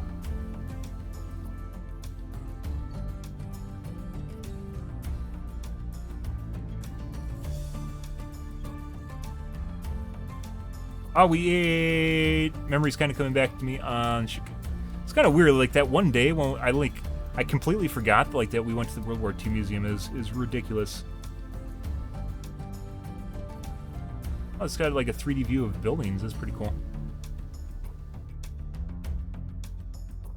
But there's this power plant downtown in Chicago, and like they can't do anything with it because they can't reuse it because it's completely out of code and it costs too much to renovate it. And they can't sell it because it's a giant, Like, it's a lot in the middle of nowhere, so basically it's just something that no one wants to deal with, and it's just like in the middle of downtown Chicago. It's just this coal-fired power plant. It's just sitting there. Pretty cool. Just a testament kind of to like relics of the past that no one wants to deal with, right? I thought it was pretty cool. There's Osprey again. It's on the tour boat.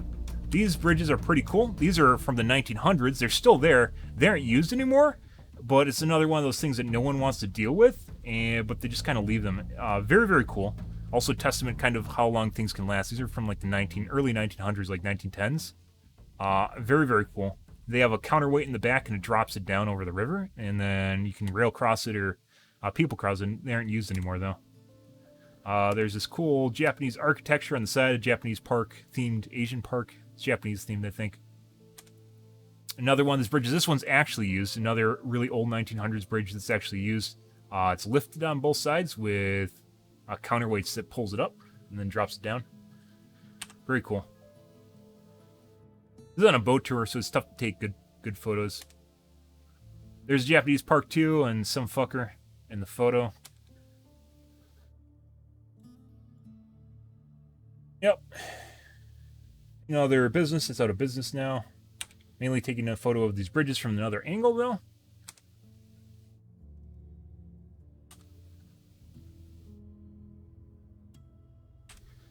There's me, and the nice Chicago skyline.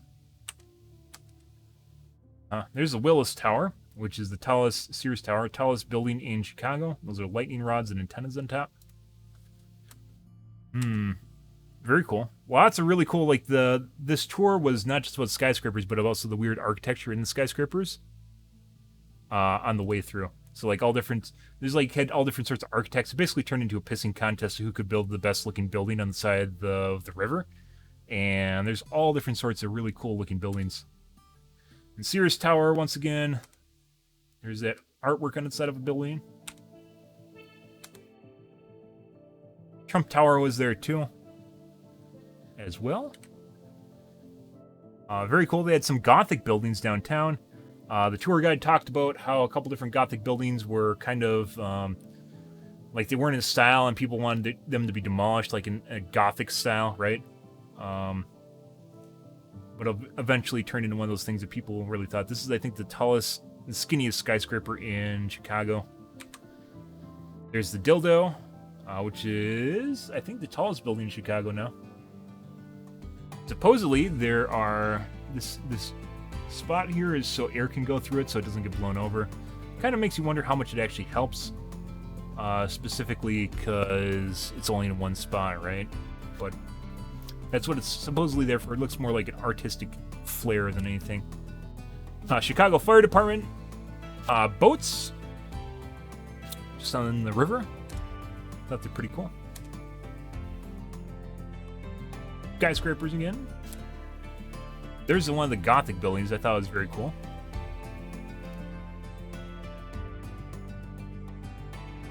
Here's me. That's the Trump Tower. And there are the honeycomb buildings. Those were pretty creative for the time, ingenuitive time, leading the way because everyone wanted to do not Gothic. What was it called?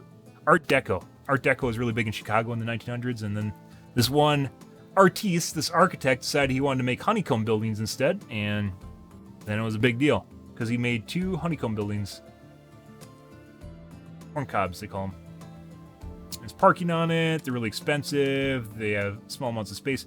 This is in the Willis Tower. This is one we got to the top. The Willis Tower actually was more than just the top of the skyscraper. They have a little museum for Chicago in the bottom, too, that you actually walk through. That took like 20 minutes to go through. 15, 20, 30 minutes to go through. It's the top of Willis Tower, overlooking other buildings. Looking down. So this is pretty cool. I took pictures of this. This isn't something you normally see. So when people are window washing on top of buildings, they actually have like a train track that goes across the top here. So the windows washers can move on a trellis that basically moves across the top. A lot of buildings, you can see it down here, a lot of buildings have this train track around them, and they're used for washing their windows. Very cool. There's me in the glass case. I was trying to take a picture so you can see, like, these are where all the iconic photos are taken in the Willis Tower. They have these glass boxes on the side of the building, and they actually can move in and out of the building so they can be cleaned. But it's glass boxes that move in and out and allows you to take all these really cool photos of you being super high above the ground. Like that. Looking down, straight down through my feetsies. And more photos of the side. Once again, I think all my panoramics are out of order. I took panoramics basically of every side of the building. So I thought they're pretty cool.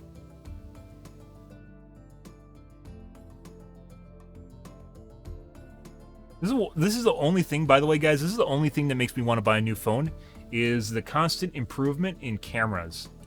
I think are actually really cool. I don't know what they, like, why they got rid of the little manual advancement thing at the bottom there. Like, I want to advance my photos, but I can't now because I clicked on, like, there's weird stuff. I don't know why they replaced the old photos. This is kind of nice, but I don't know why they replaced the old photo viewer in Windows.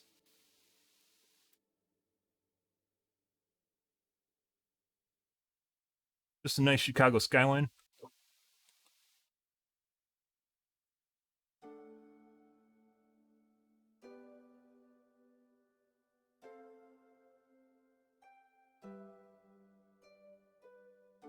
Another one.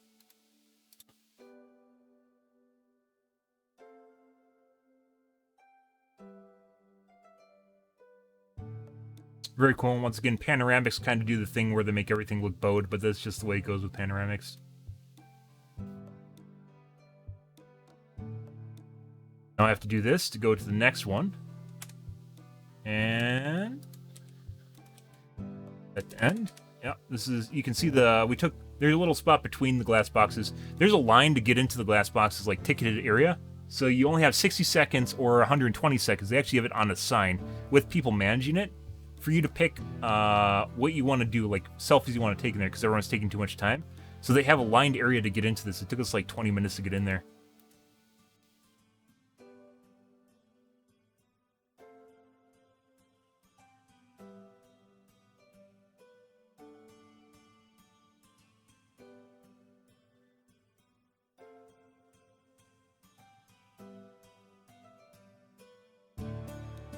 Pretty cool. Chicago is very cool, guys. Even though we spent a day there, I'd say it's definitely pretty fun. Sheds was fantastic. Oh, we didn't I didn't take pictures of it. We actually ate on the pier. Once again, like when I kind of get into stuff, I completely forget to take pictures. We ate dinner on the pier. I had pictures of the pier the day before. Yeah, this is on the pier, but we ate pizza on the pier. We ate actual Chicago deep dish pizza. It was like 3 inches thick, and basically it was like a lot of tomato sauce, and they had some veggies on it too. But then like the bottom third of it was basically cheese. It was like mozzarella. Like if you take like a bunch of mozzarella sticks and you just turn it into a crust, they have like a mozzarella crust. It was pretty good. I definitely wouldn't eat that daily, but very good. There's actually an emblem on here, once again a testament to kind of how shitty the photos my phone takes at night. There's actually a lit emblem on here you can't see because it just blurred it out. But yeah, very much enjoyed going. It was fun, guys. As I mentioned before, like I like to take like 1 or 2 trips per year, and this kind of fulfilled that. I hit 2 places. First was Montana, and then Memphis, and then New Orleans. New Orleans is a shithole. Montana, I'd say also the people down there, like they're kind of jaded. I think that has a lot to do with dealing with constant tourists that are going down there. Like they just you get kind of the asshole vibe going on. Memphis, on the other hand, much more welcoming. People were nicer there. Pretty cool. Definitely got a shitload of matches on Tinder and Bumble. That was fantastic. Kind of kills the vibes though. For some strange reason, women don't seem to like talking to people that are going to leave the next day. I don't know why. I don't know what that is, but funny in and of itself. You got to get that validation in there, right? Yeah. Very much enjoyed it. Chicago was also fun. Art Institute I wish I spent more time at, but it is what it is. Oh, shifting gears, guys. Very cool. Very much enjoyed this. Fun stuff, fun trip. There's a lot of stuff that happened while I was gone too, guys, and we're going to cover that. But I wanted to make sure to cover trip photos and what was going on there. Yeah, I think I got most everything. Got hit on by a decent number of African American ladies in IRL, which is kind of interesting. There's like half a dozen of them. I'm not exactly sure why, but I apparently appeal to a certain demographic. Yeah, that was fun. But yeah. Good trip, good fun. Very much enjoyed it. Had some decent food. Aldo's in Memphis was fantastic. The barbecue in Memphis at the place we went to was not that great.